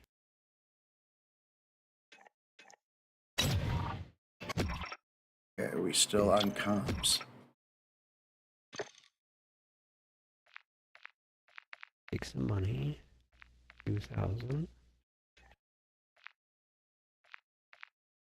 Yeah, this 556 Icarus is a nice thing to bring in. It pretty much just tears down all the. Cool. All right, I am ready. I'm just gonna go in with 0 cash and try to save. Oh, actually, whoa! I have more money than I thought, man. I'm sorry, I made a mistake. I got 10 grand. Woo! Nice. Okay, I'll take a little money in. Well, you don't have to take it in though, because I have so much money. I'll bring in 2,000 if there's a shop here nearby. I'll take care. Yeah. Both got 2,000. We'll get what we need. All right. We'll be set. Ready to rock? Yep.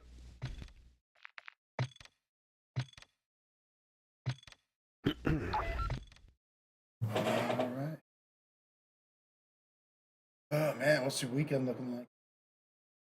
I don't know. I'm kind of waiting to see if I catch this virus. Oh, how you feeling? I feel okay. You sound fine. Knock on wood. Yeah, I feel fine. Rachel was laid up all day again. Oh, she ate a little bit of food, but she's in the bedroom still.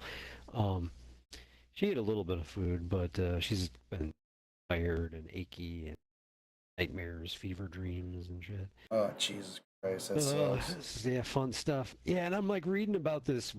This is called norovirus. It's basically the puking winter stomach virus thing that goes around every year. And I was reading about it. It's super fucking. It's like a super disease. It's like really hard to kill. Like, I guess hand sanitizer doesn't really do a good job on it. You have to wash your hands for 20 seconds. And it said, like, people can stay contagious for like days after they're better, that's not good. And the shit on the whatever, like, it's mostly transmitted by surfaces, and then like if you put your hands in your mouth or rub or whatever, that's the main way it transmits, not through like air droplets so much. But the fucking shit on the surfaces can last for like weeks. I'm like, what the fucking fuck? Like, oh my god, I'm gonna have to like, I'm already sleeping in the basement. I'm like gonna check into a hotel. I'll see you in a month. I mean, I wouldn't worry too much about that. Oh man, I'm gonna have to do something with the laundry. Your immune system does work. You know, so I mean, it's like. Yeah, that's true. So it's like, I mean, as long as you keep stuff clean, if you definitely want to keep your distance while she's sick, and not share it. Don't share any water with her. No, we got a basement. Luckily, there's a bathroom in the basement where I shower usually anyway, because I just like the water pressure down there. So I just kind of commandeered that is my bathroom, and all my shit's in there now. I'm not touching the upstairs bathroom for a while. Well, hopefully she gets better. It's gonna be in a hazmat suit. Hopefully she gets better real soon. All right. Yeah. We're near the West Embassy, I think. See. Got some loot here. Oh yeah, it's right there. Well, is there a shop anywhere nearby? Good question. There's one up top here, not too far away. Let's do it. I want to hit that and see if the dickhead shows up. Maybe he'll show up. Cool. While we're out. Are we going the wrong? Fucking around. We're going the wrong way. Sorry. Oh yeah, we're going the wrong way. Watch, it's just right into a big with a million enemies. There's Enemy a threat is stronghold. moderate near your location. Stay wide. Yeah.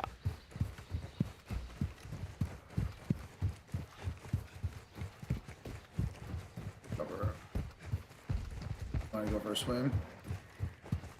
Sure. Ultra One, enemy threat appears low in this area. Tell us that. Yeah, that's such bullshit the way they do that. There'll literally be guys standing nearby when he says that shit. He's like trolling. Enemy threat is never low in El Mazra.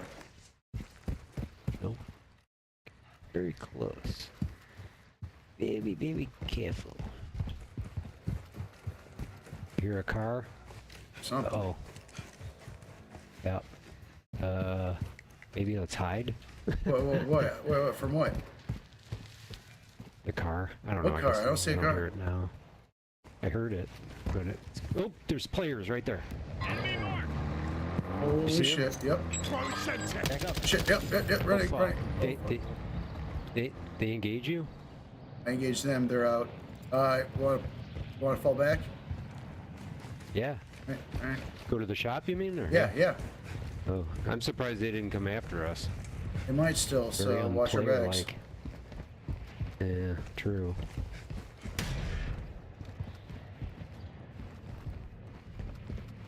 Little do they know we don't have shit on us. Yeah, okay. Go get the plates that you need. Ooh.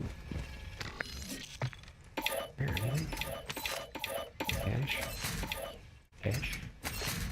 Cash.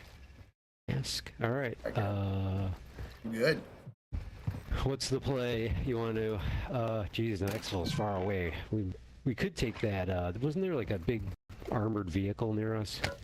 Don't you need a key or something for that? Oh, yeah, I think you're right. Let's push the embassy, see if he's there. If not, we'll try to find All right. Exfil. I call that one. Sounds good. Enemy right here. That's a bot. I see actually go pound.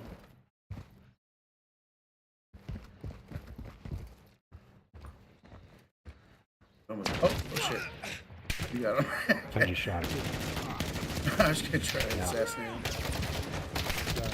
Okay. We really got seen.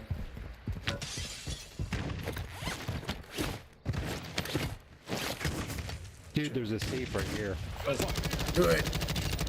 There's a bunch of guys outside. I'm just gonna mow them down. Yeah. Alright. I'll get going on the safe. Right. Look around. Ultra One, be advised that's safe. Ultra One, you've got hostile reinforcements incoming. Alright. Door back here. I'll watch the front. Okay, watch the back.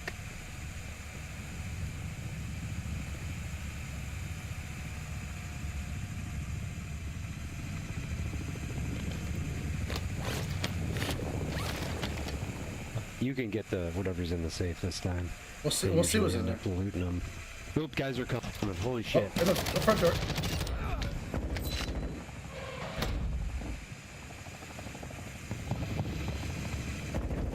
Need help? No, I think I'm alright. Let me know. I'm still watching the front.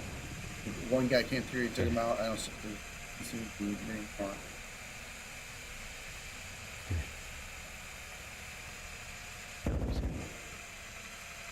Are you? Yeah, I was shooting out the door and the guy was coming in again. Oh, okay. Picking him up. Are there still guys out there? I don't see any at the moment. Ultra One, the safe is open. Secure all Alright, go get the goodies. Let's see what we got. A couple guns. PDS. Oh, there's a submachine gun. No money? Lame. No, $21,000. I just automatically picked it up. Well, 21 grand's pretty that's good. No, 21 G's, big ones. Oh, 21,000. Oh, Yeah. that's real good. Yeah, look at Cool. the All right, yeah. you Do you want to split it? No, I found a gold bar, 2,000 somewhere. Oh, so I got shit! that in my pack. Well, let's go. All right, let's exfil. Unless did you still want to push the embassy, or do you want to get the hell out of No, here? that's fine. Right. No, we can get out. Because I don't This is even a know nice if they little, fuckers gonna be there. This is a nice little. Marking extraction zone. Oh, shit. Okay.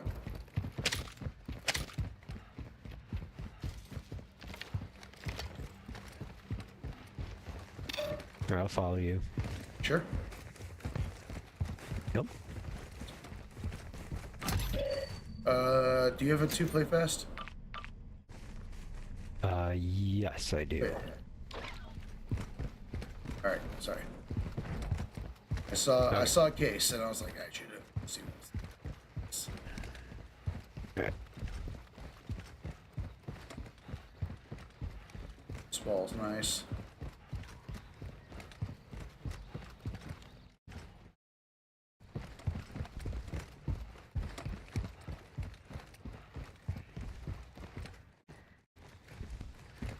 Maybe we can get on one of those buildings and parachute.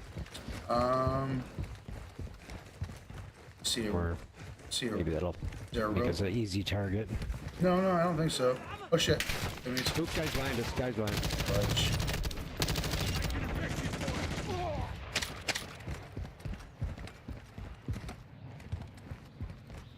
There's a rope that goes up.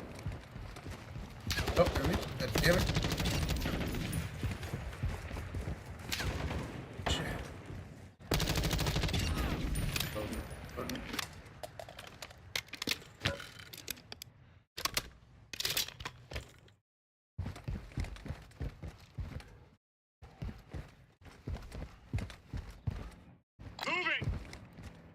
Uh-oh, car. I hear a car. So I think I see a way up. Yep, right here. Fuck. This is a tall building too. Alright, let's get cover and do the math real quick. Alright. Spills that.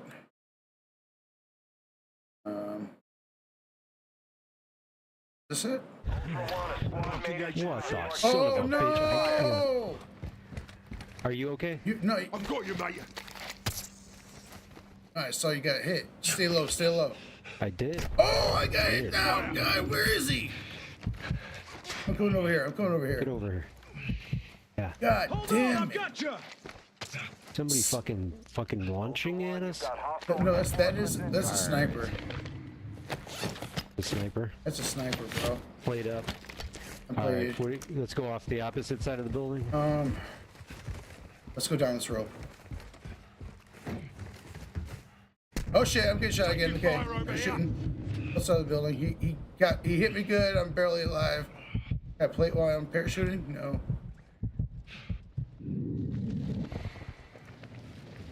Good lord. That's gonna make things difficult. A bit. Alright,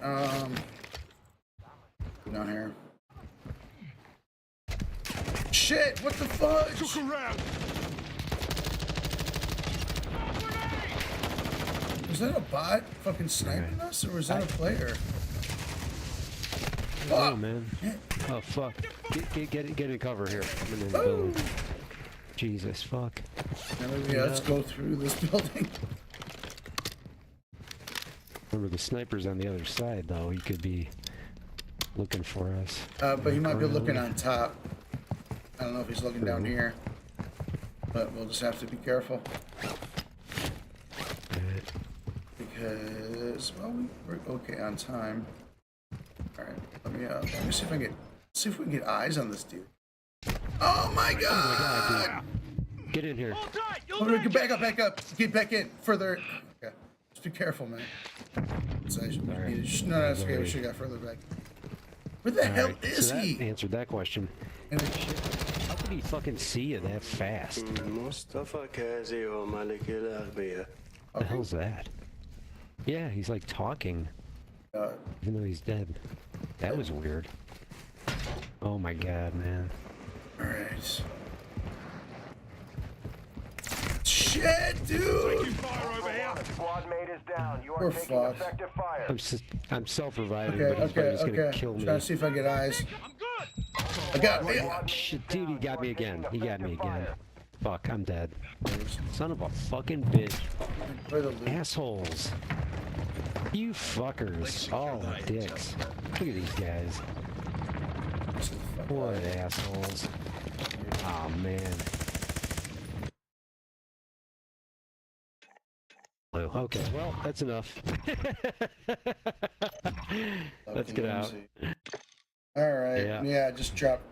Oh well. 20 grand. God damn it. All right, I'm gonna go. All right, I will. Well, it's weekend time, baby. Hit me up. Okay, so you don't want to go into multiplayer? You're done. No, I'm done. You're done. Okay. Okay. All right, sounds good. I'll talk to you later. All right, have a good night. You too. All right, later.